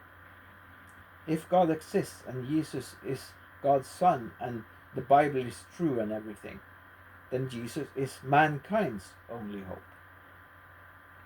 Don't fall for the trap of the other guy, the devil or the Antichrist. Because it's all the same guy, basically. But just like God was made flesh, the devil will be made flesh finally at some point. Or maybe is already on the scene per se, but hasn't stepped forward, so to speak. But yeah, we're living in interesting times. Charlie Kirk was just killed. Look up who Charlie Kirk is. Why was he killed? Just because he had a different opinion than what was acceptable in the United States now. He was in Utah, I believe, and then was killed there. Shot dead. A life has so little value these days. It's not even funny. And even this guy, I knew he was crazy. The guy who killed someone here in town recently. I knew he was crazy, but I didn't know he was that crazy. And he was in my house at one point. Not several times. I mean, technically it's several times, but like 2 or 3 times. But the last time was closer to this time when the other person was killed in his own apartment. And his brother even tried to help cover up the murder. And he's roaming free. I met him at one of those places where I go for food. And you saw how they reacted when I was in the bins. If any of you guys remember that, because I was caught by the store manager, and he told me that, oh, we have a deal with the woman in blah blah blah for the wild boars. There's a woman, apparently a woman raising some wild boars at a certain place here locally, and that food was meant for those pigs. They're essentially pigs. But imagine that, when a pig is valued more than a human being. Think about it. That's what it's saying. The guy who's the manager of that shop. And he had the nerve even. I never go with my phone with me usually. But that time I was a bit distracted because someone was calling me or I was calling them or something. And then there was an issue with the cash register and it was my turn and not, there was a mix up in the turn thing, like whose turn it is, because they had to like cancel mine and or his. I don't remember what it was, but it was something that went wrong, and because of that, and they were charging his on my stuff on his. I don't remember what it was, but it was a mix-up, of sorts, and. He started talking to me in that same disrespectful manner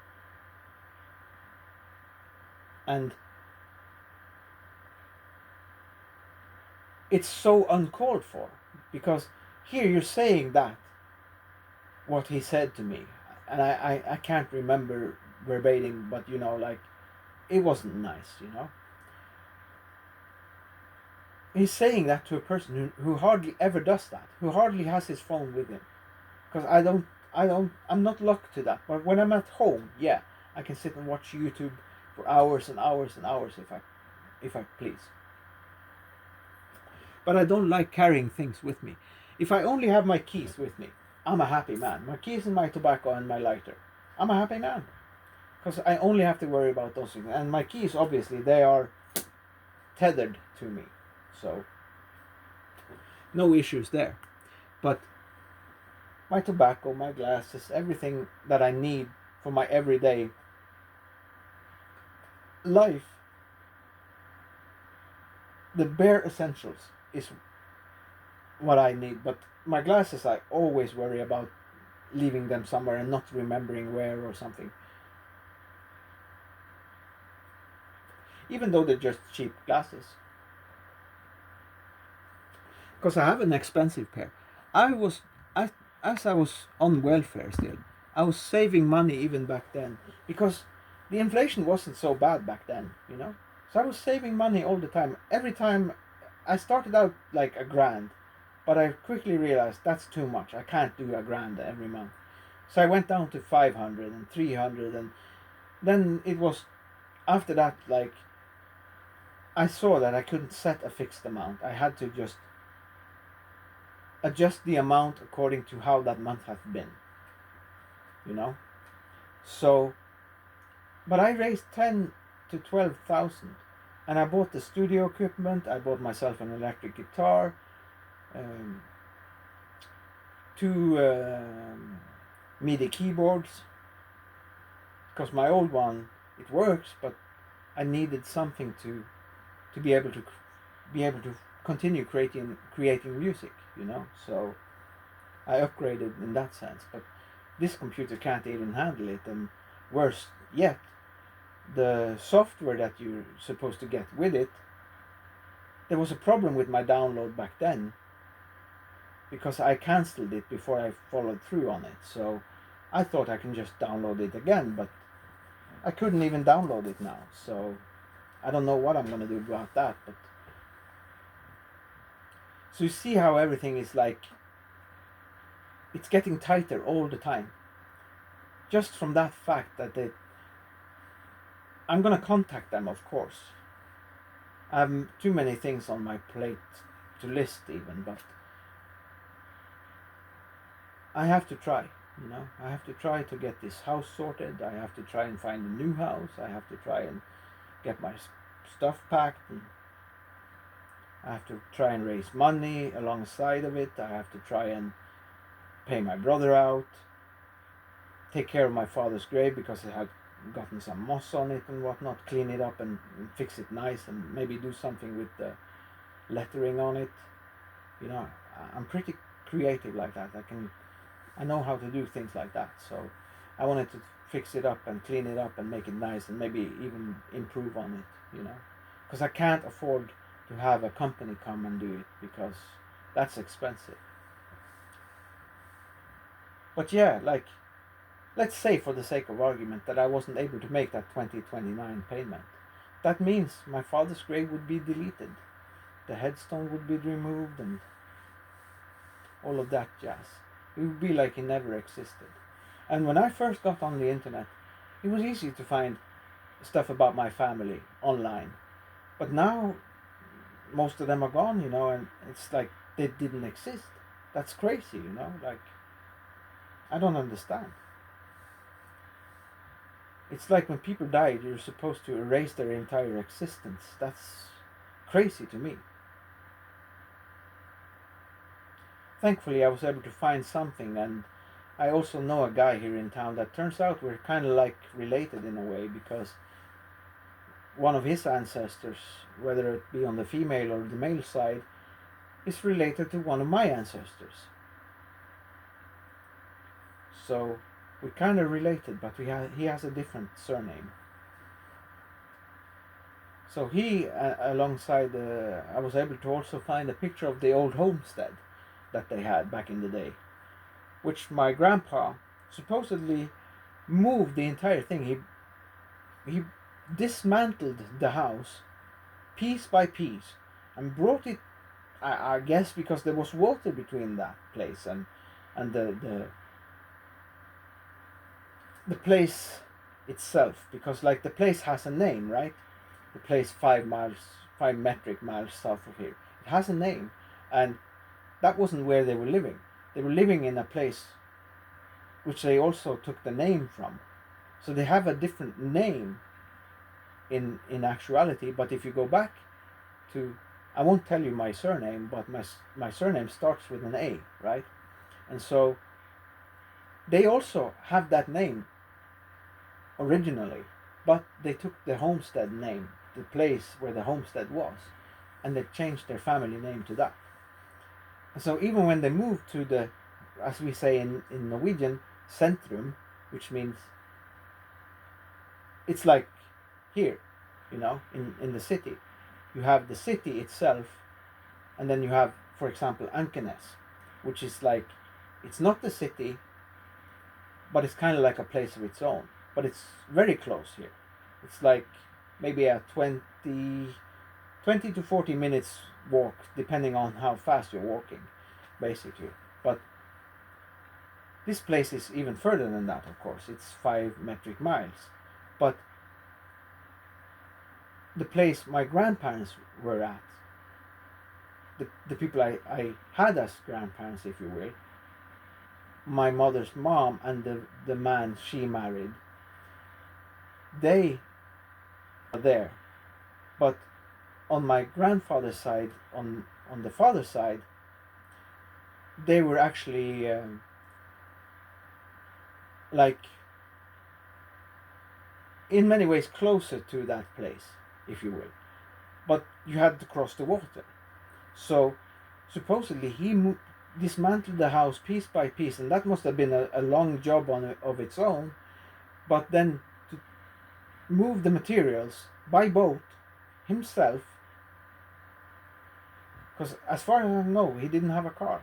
So he would have to use a boat, and then maybe someone he knew who had a truck or something would pick up, and they would keep loading and loading and loading until that truck was full, maybe. I don't know. This is all just guesswork because it was before my time. But the thing is, supposedly he did that. And so they kept the name because the house was still the same house. Because they had the homestead, they had the barn, if you will. Not like a big farm or anything like that, but they had like fields, and they had probably some cows and chickens and things like that, because back then people had those things. And in the place 5 metric miles from here, where my mother's side of the family lived, there was one guy left who was doing farm related things, just on his own level, of course, but enough to the point that if you wanted eggs, you could go to him and get some eggs, fresh eggs, farm eggs, if you will. Like, he didn't even have a farm, he just had some chickens in a chicken coop at the end. But you see what I'm saying? You could go to him and you can buy fresh eggs at a decent, very nice price, But he was only one guy, the last man standing, if you will. So even the shop, we had a shop there, even in that tiny place, not the place itself, but the tinier place, had a shop. And when the father who ran the shop died, his son was like, I'm not doing that. And it's just gone. And his mother ended up living in the place that used to be the shop. So he turned it into like an apartment instead for her in her old age, because obviously she's lost her husband. So they used to live, I think she's probably dead by now, but they used to live in the same house.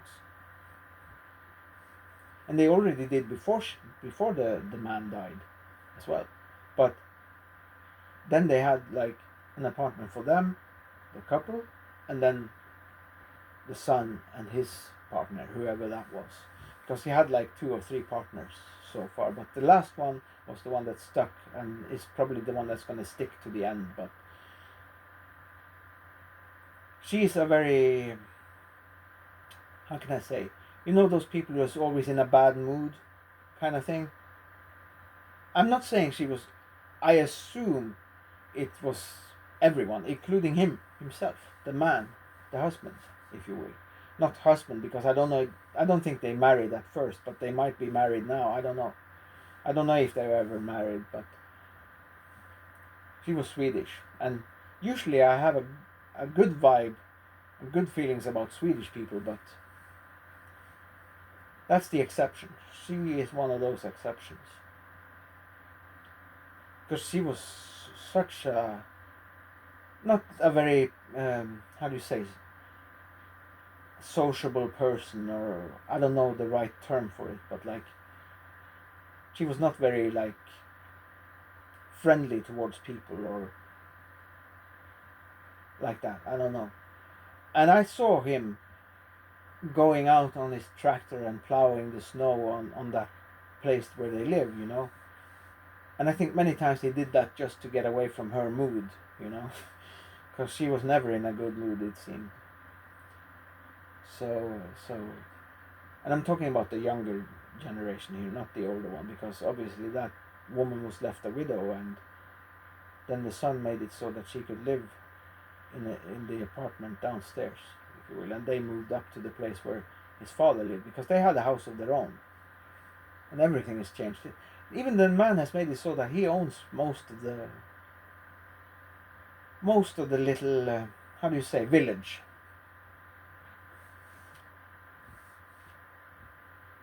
Even something that wasn't theirs to sell was sold and bought by him. So no, I don't know. And he used to call my mother and other people a bad name, referring to them being Sami, you know. And then in his old age, he wanted to be Sami himself, ironically enough. So I'm telling you, I don't know, I don't understand people anymore. I don't know how to deal with them anymore, because they're so weird and so selfish and so petty. I accept everyone, but I'm still getting treated like shit. You know how they say, nice guys finish last. Just you wait until they see that it's no more Mr. Nice Guy. But yeah, I'll probably be kicked out from that place for a month if it comes to me giving him a verbal tongue lashing. That place where I go for food sometimes. Not because, like I said, sometimes I go there, sometimes I go to the other place. There's basically 2 places I go mainly. And the one place, like I said, it's too tight there, and some people are okay of the people who work there, but that guy in particular, oh my lord, he is too much. Because he's even trying to limit you as a human being,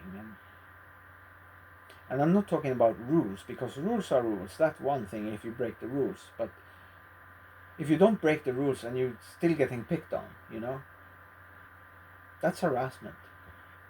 Especially if it's only me.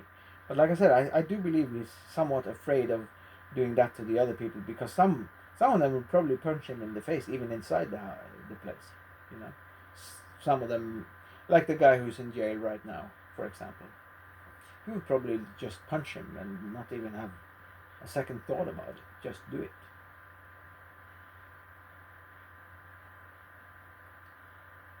So this guy can be glad that sensible people have the wits to know that they'll probably get in trouble with the law, or even if they did something like that. So,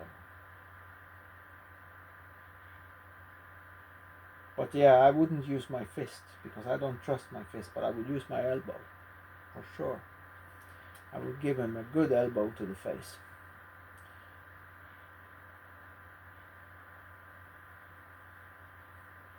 But yeah, like I said in the previous video that I posted the link for here in LC, in the Discord here, that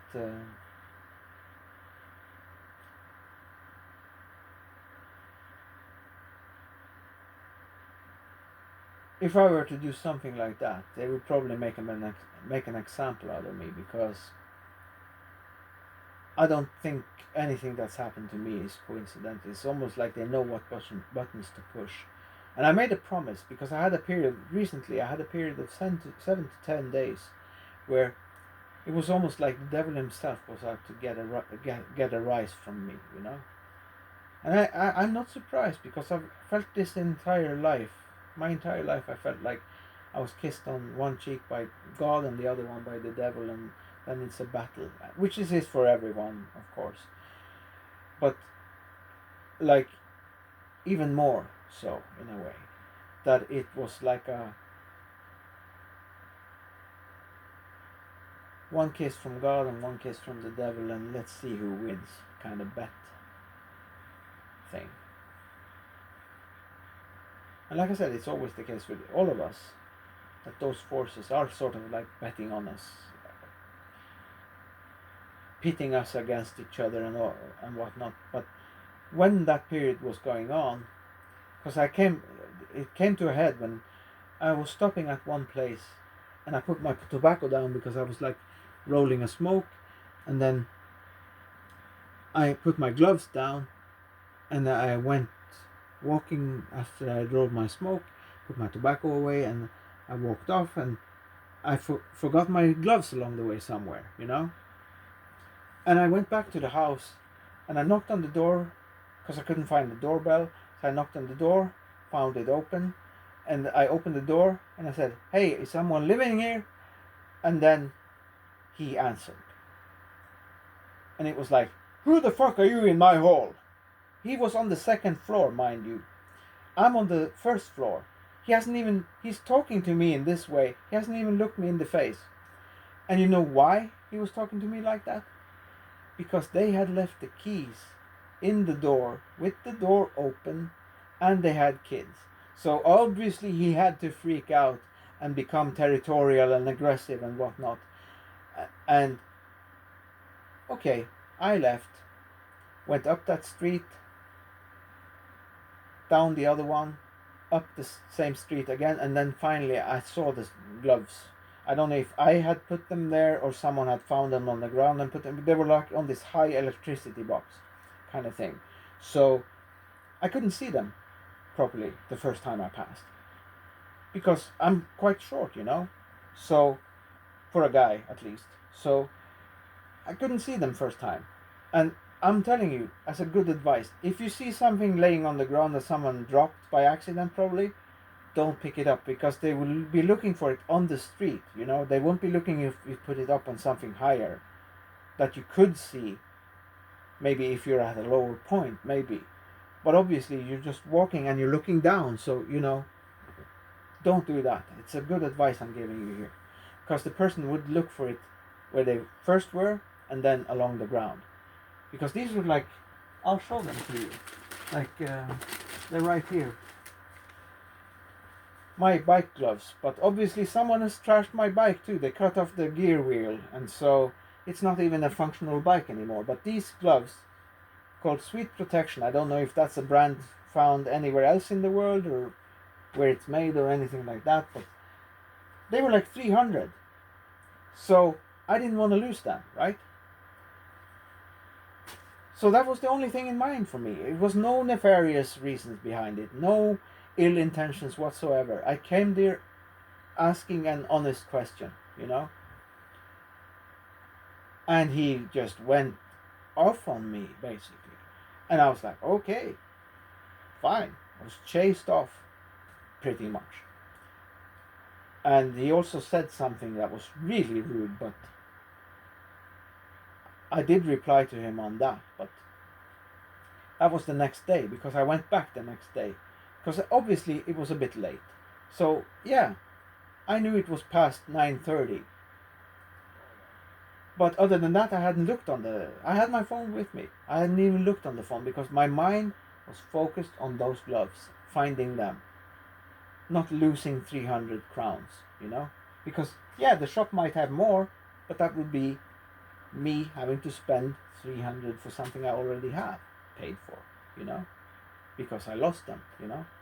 So I didn't want to go through that because 300 is, it used to be at least, you could get a pack of tobacco. You can't even get that now for that price. But yeah, it's 369 now and 380 with cigarette papers. So I'm poor, you know, I'm still poor. So I don't like losing money in any way, shape or form, because I'm trying to save money. I'm trying to build money. Not because I follow money, but because I want to be in a comfortable place money wise. I want to have the money for my own funeral. I want to have some money saved up for other expenses, you know, unforeseen things that might happen, ending up in hospital, whatever, you know. It's good to have a nest egg. So that's my thinking, you know. I don't want to lose more money having to buy them again. Or spend money, if you would, buying them again.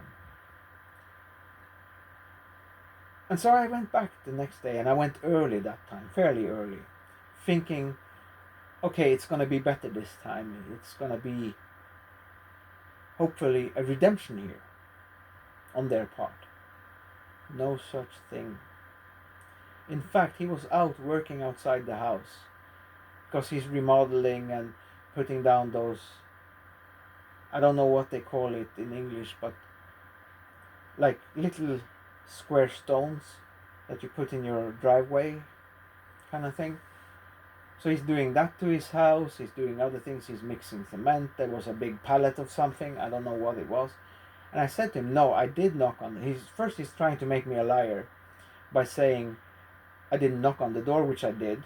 I said I knocked softly because I knew it was late.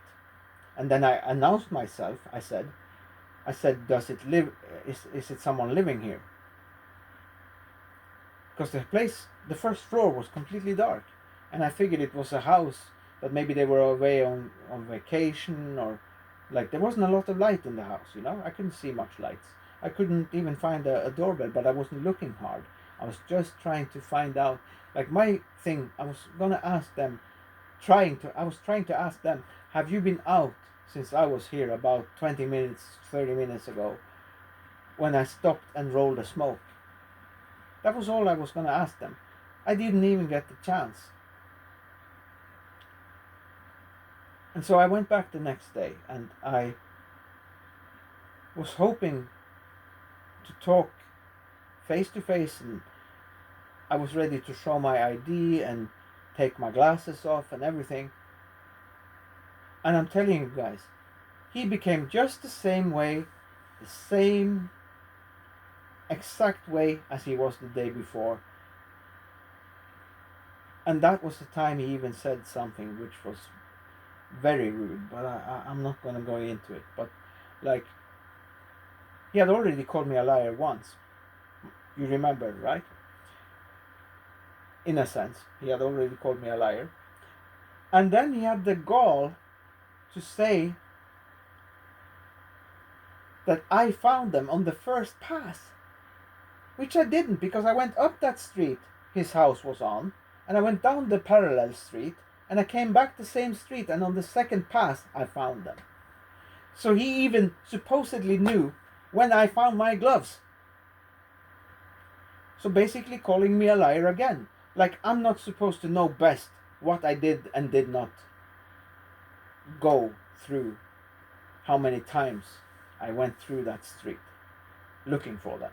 Because I was on one side and I knew what side I was on, but I didn't know exactly if it was this street or the parallel one. So I went up the first one, down the other one, and then up the same one again. And then I found them. And they were on this electricity box. But yeah. And the thing is, he was so aggressive, and here's the point I'm getting to. That if we had the gun laws of America, I would not be alive anymore. he will probably be killed on one of those stand your ground laws kind of thing, because I was on his property, you know. And I wrote this in a poem years ago, years and years ago, before this happened. It was a single line, and I'll read it in Norwegian to you. And I'll translate it after, okay? And it said like this. Kanskje jeg en dag blir skutt, bare fordi jeg en gategutt. And it translates to this. Maybe one day I'll be shot. Maybe just because I'm a guy on the street. And what I mean by a guy on the street is I'm an everyday Joe, average Joe. I am poor, I'm not.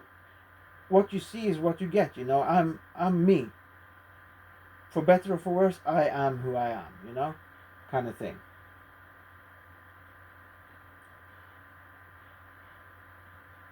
And if we talk about street people, I'm not talking about homeless per se, because I'm not homeless yet.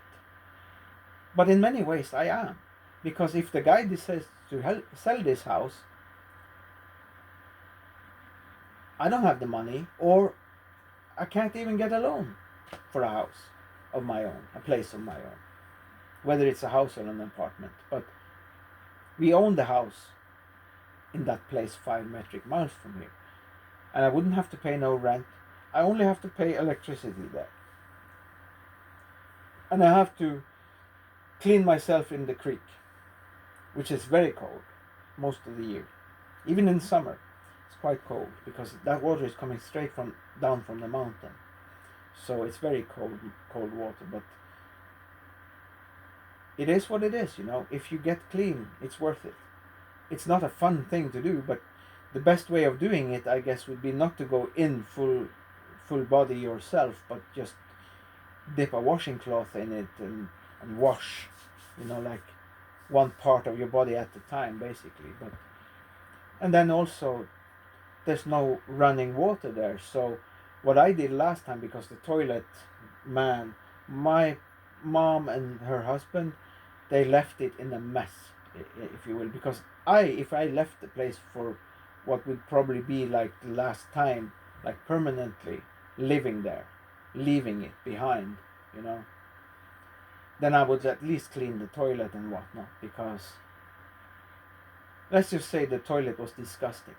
So what did I do in that moment? Thankfully this was in summer, so I just dug a hole in the ground and did what I needed to do. Because a piss is no problem. You can go anywhere, and preferably piss on different places, because if you piss on one place all the time, it's going to stink eventually, but that's another matter. But you see what I'm saying? Like, I can manage. I can live just about anywhere if I feel content and that I can manage. But of course, as older you get, it's going to be more of a challenge. That's a given. But I would rather, like I said, even if the house were to fall on top of me the next day and kill me, it would be worth it. Because at least I lived one day as a free man. No one telling me what to do, or, you know, things like that. But unfortunately, it was my sister who passed. So I have to deal with my brother, because my mother's husband, he has pretty much backed out totally, and you'll have to take that with your brother, is his response, pretty much. So I don't know how it's gonna, turn out, but I'm not looking forward to it. That's the short of it. So I don't know where I'm heading. I don't know whether it be in life or in the afterlife. I don't assume to know anything, because I'm but a child compared to God. And I hope I'm his child. I hope I'm not the other guy's son at this point in time. But yes, I do fear God, because I am a sinner. And that's another thing. People don't know. Even those people who do believe in God and are Christians, most of them don't know what God-fearing means anymore. But I had a thing happen to me when I was 28 years old, and it woke me up. And I've never forgotten it, because it was like one of those things that happen. You get a real good scare, but it didn't turn out the worst way possible. But it's enough that you're like, fuck, that could have been so bad. And then secondly, the time more recently when I had this guy in the house, and he ends up killing another guy under the same kind of situation in the person's house, not his own, and drugs are involved. In my case, only the soft drugs, of course, but yeah, we used to smoke together because he uses that along with everything else as well. And even the fact that I was taking too long in his mind to mix the stuff, he grabbed it out of my hands and started making it himself, and then he was leaving and whatever. There was even a point in time when he visited me once. I had to physically restrain him in the door because he had a backpack and he didn't realize he was knocking things over left and right. And I had to physically hold him, and then he realized, he had to stop moving. But that was fine. I was sure that time this is going to turn out differently, but it didn't. I don't know what happened, but maybe he could feel my strength, because I might be small, but I'm stronger than I look. Even now, today, I had a situation like that, where the landlord has moved this wood fire iron, like you put wood in it and you light a fire inside it and you can cook on it and it can also heat the house, right? But one of the legs had come off and he hadn't put it back. So I had to, because I needed to move it because he had moved it on my stuff, mind you.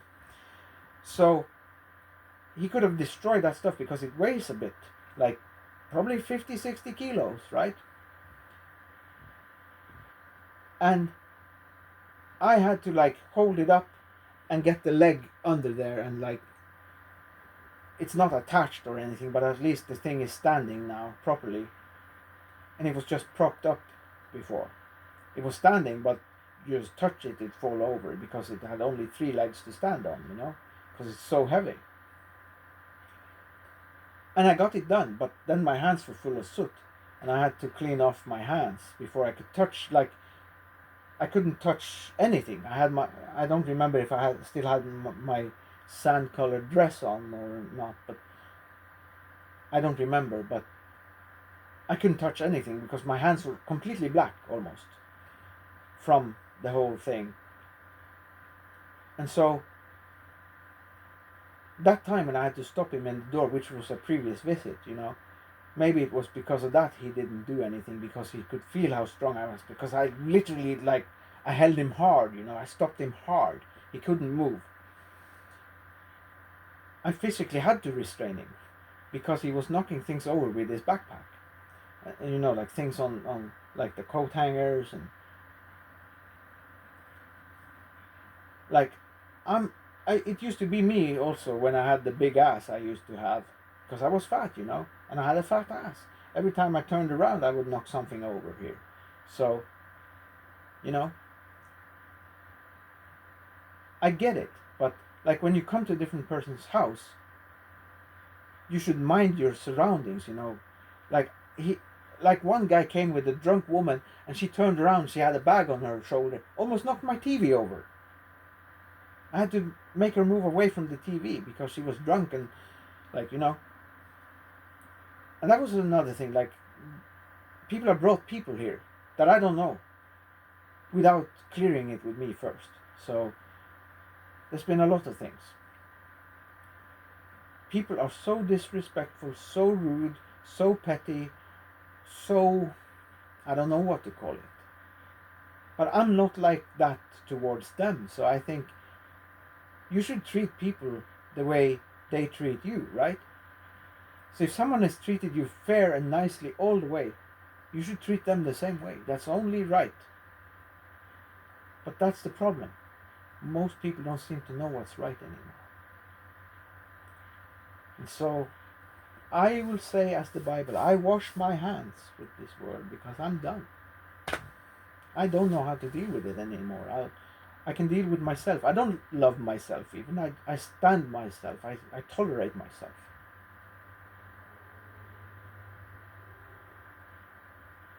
But I don't consider myself to be a good person or someone who's automatically going to heaven. No, I don't. Because I know myself and I know there's darkness in me. But the thing is, if I start talking and if I really get mad, like seriously mad,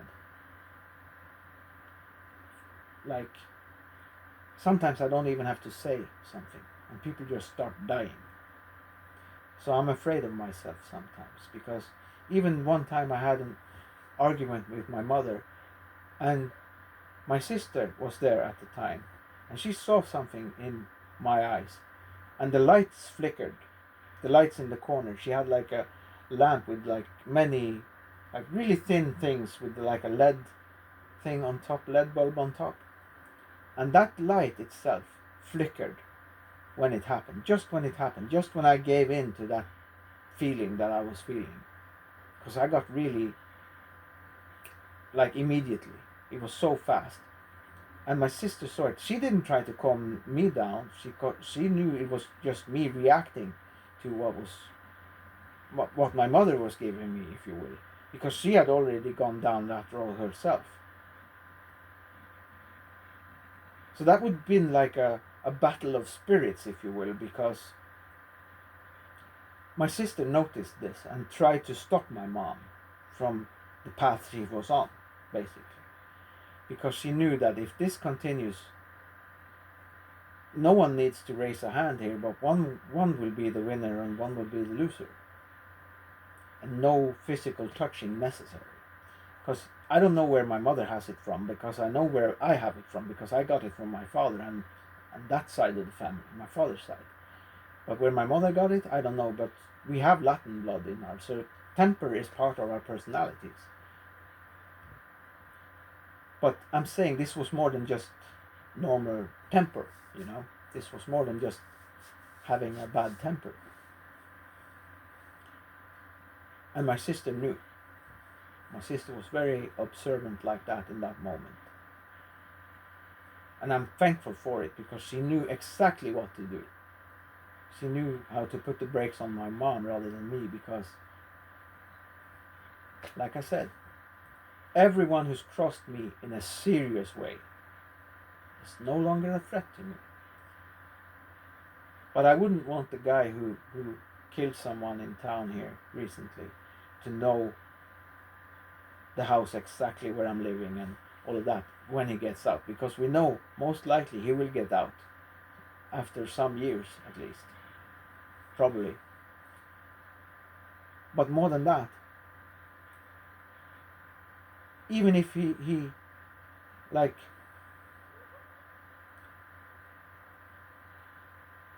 I don't know, it's one of those things, you never know. I wouldn't want to be here if he gets out. That's what I'm saying, because obviously I'm not going to let him in the house. Same with the guy who stole my shaving machine, my electric razor.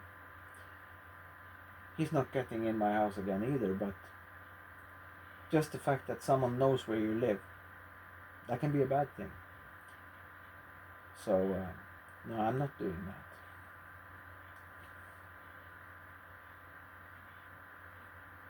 And I hope, this was what I was getting at when it comes to him being in prison. I hope that they did some kind of, when they interrogated him and whatnot, whether it be there or in prison, I hope that they recognized how much of a threat and danger this man is to society. Because if you're able to cross that line so easily, and I'm able to cross that line too, I'm not saying it's something you shouldn't do even, because there are situations that call for it, like self-defense, for example. But what I'm saying is, if you're able to cross that line for something that small,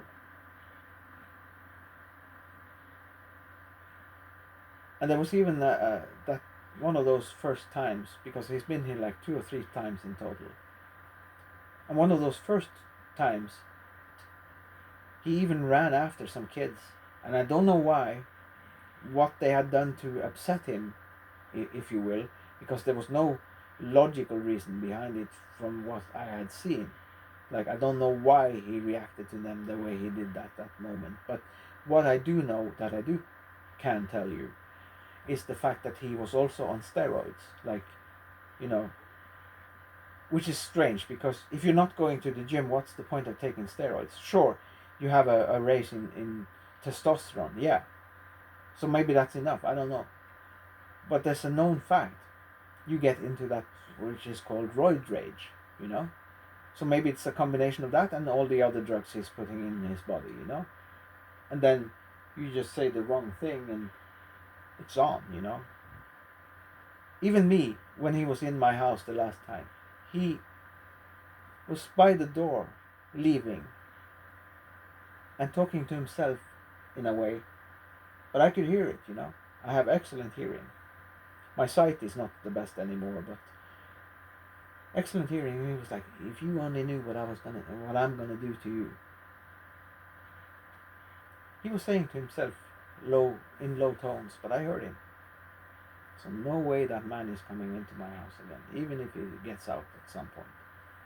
But what I'm saying is, I hope that they recognize that this guy should be locked up and they should throw away the key.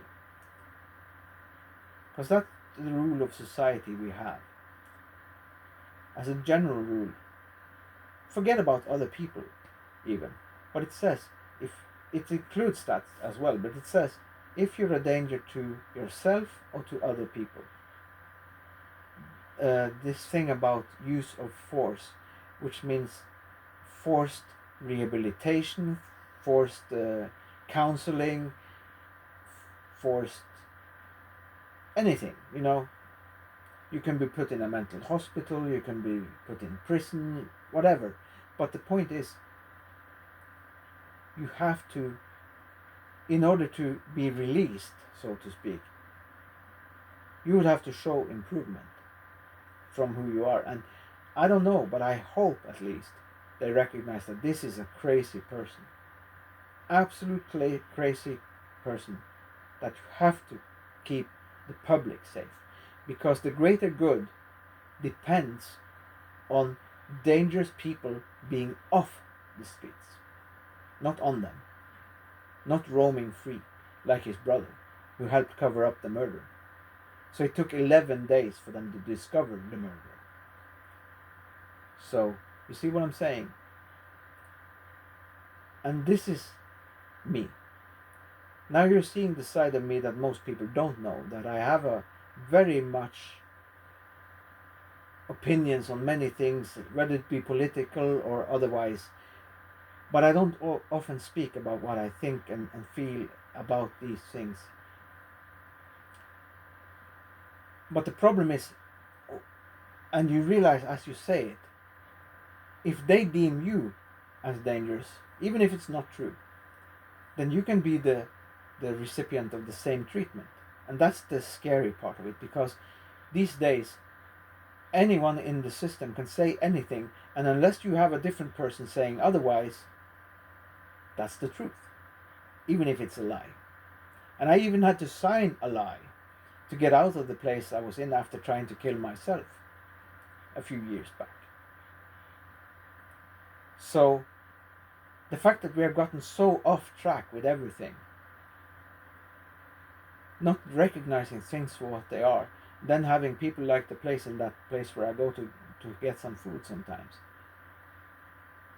trying to, like, how can I say, I did say it before, but I can't remember how I phrased it. But yeah, like micromanaging other people, you know, trying to tell them what to do, even how they're supposed to speak. But they always say, and this is the irony of it, they always say that we're supposed to be ourselves. But then who you are as a person is being picked at every moment, every chance, it seems, the guy gets. He takes that opportunity to twist your words, your intentions, your whatever it is, you know, gets twisted in this guy's mind. And that's where we come to it. Because first off, he only treats this like a job. You know? It's very, like, you can't get a connection with a person like that. You can't connect to them on a personal level. And it was so surprising because last time he was talking to me in a nice way, and he was even talking to me about the trans things, you know.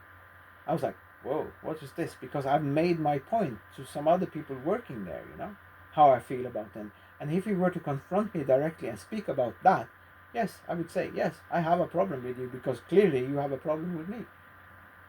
But it hasn't come to that. And then that day I didn't think it would come to that. But then the next day, you know, he's back to his old self. So, but take this as you will, you know. I'm gonna finish now because I'm getting, like, not just tired physically, like I want to sleep or something, but I get tired talking about this too in a way because I have very specific reactions to things like that. And even when my mother and her husband, if they got into like an argument in the car and I was with them, my stomach would just tie itself up in a knot, and I would just get really sick to my stomach. And I have what they call a nervous stomach. So I don't like when people are fighting, or you know, like not fighting physically but arguing and fighting verbally, you know. Especially my people. So, but yeah, even they couldn't like see, and that was the thing that I noticed with my mom and him, you know, as time went on, how first they were sitting watching the crappy soaps, you know, in, I would say, like afternoon time, maybe 4 to 6, 7 in the evening, that time frame. It used to be that in the start, and then later on when smartphones came, and then laptops, and then last time I was there when it was like that, when everyone was still like, my mother was still in her wits and had the ability to have an actual conversation. It was like we were three people together in the room, but we were all by ourselves at the same time. Because she was on the laptop, he was on the laptop, and I had my phone with me, and I don't use my phone like that, but I was desperate. I couldn't get I couldn't connect with them. So I fled into my phone that one time, and it was the last time I was there when it was like that with them. That I just, for once, I did it myself as in an act of desperation, if you will, you know. Because like you despair, like why can't we do something together? Why can't we watch a movie together? Or something, instead of watching this crappy soap. They had all the time in the world for that one, not 2 hours to watch a movie. Hours and hours they spent on watching these crappy soaps. And I'll never understand people. Like, even I did it at some point in time. But like, when I look back on it now, like, what the fuck was I thinking? This is crap TV. Because it's not realistic. It's over exaggerated for drama's sake, and you know. But even the one, like, yeah, it ran for a few years, but still, like, when you look at it now, if you watch it now, like, how did I even watch this thing? It's so unedible as TV today when you look back on it. And so, and also the time, like my YouTube subscribers, the original 40, if you will, because they started out as 40. I have over 100 people now, but those original 40, they know that it got so bad with me and my mom one time, I even ended up hitting her once. Just one hit though, but like, I'm not proud of it, I'm not ashamed of it either, because it was a result of how she was speaking to me. I was just sitting there trying to eat my cold pizza slice for breakfast, and she was verbally abusing me. She wouldn't stop, is what I'm saying. She just kept on pushing and pushing and pushing, and finally I caved in. I'm sorry. I'm only human. And it happened. And then when she got Alzheimer's or dementia or both, because they couldn't say conclusively, I felt so guilty because I was thinking to myself, did me hitting her cause it, you know? Did I disrupt something in her brain that caused this? I don't know. And that's one thing I'll carry with me to the grave without knowing. And whether that's true or not, I'm still gonna feel guilty, you know, because I did hit her that time. And then, of course, and here's the other side of it. It turned out to be a good thing too, because she knew then that she didn't have the power over me to do anything physically anymore. I could respond and I could put her in her place, so to speak. But it was a last resort for me, and she had pushed me to that limit, you know. So I'm not making an excuse for it, but I'm saying that's what happened. I lost it, and I'm sorry. And I will carry that with me until she passes and to my own passing. So now that she's sick and has been sleeping a lot and not eating so much, and there hasn't been any change from last time when I asked him, but we worried, and even my brother, like, oh man, that was such a, like, who says that? He has basically jinxed it, you know what I mean by that, right? Like, saying, oh, and then we have to be prepared that maybe mom dies this year or early next year or blah blah blah, something like that, you know. And I couldn't say anything because I'm trying to keep a nice thing until I've paid him out, you know. And so I couldn't say anything, but I was like boiling inside. I was just like, what the fuck are you saying, you know, thinking to myself as I have him on the line. Because I would never say something like that. But he, even when my sister had cancer, she said something to him about her cancer, and he replied, yes, you can just go and die. This is my brother, 100% the way he is. So the point I'm making is he hasn't been nice always either, but yeah, he has hit me as well. So, and I used to be the buffer between my mom and my sister if they were arguing, because he wouldn't restrain himself from even getting physical. And even when he had something going on, I don't know what it was with his stereo system, but like he got so angry he kicked in his own stereo system and broke it. One time he threw a glass of cola. The glass didn't break, thankfully, but there was cola all over the walls, and it was like a fabric wallpaper, you know. Maybe not a wallpaper because it's not what it is, but it's like made from fabric, so it soaks up, right? And my mom had to stand there and clean and clean and clean to get it off. And so those days, there's no other word for it. He was a house tyrant, you know, and I was the only thing standing between him and them. So it was rough sometimes, and he's been this way all his life. And last time we were out in the rural area, and there was in the winter time, and I had to go collect some water, and I used to be able to.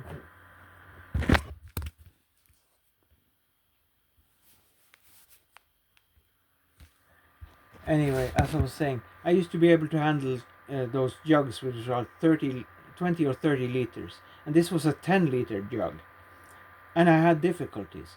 And then suddenly, when I was putting it up on the kitchen, you know, like on the thing, suddenly he decides that he's going to do it because in his mind I'm taking too long to do it, and then he punched me in the face. So, like, my sister is the only one who hasn't been like that. So it's been rough sometimes, but I'll manage, you know. But I do feel guilty about that time when I hit my mom.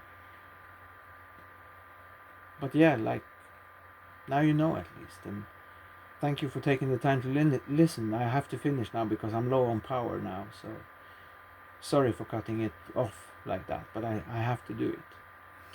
So take care now, and I hope you have a good one, and peace.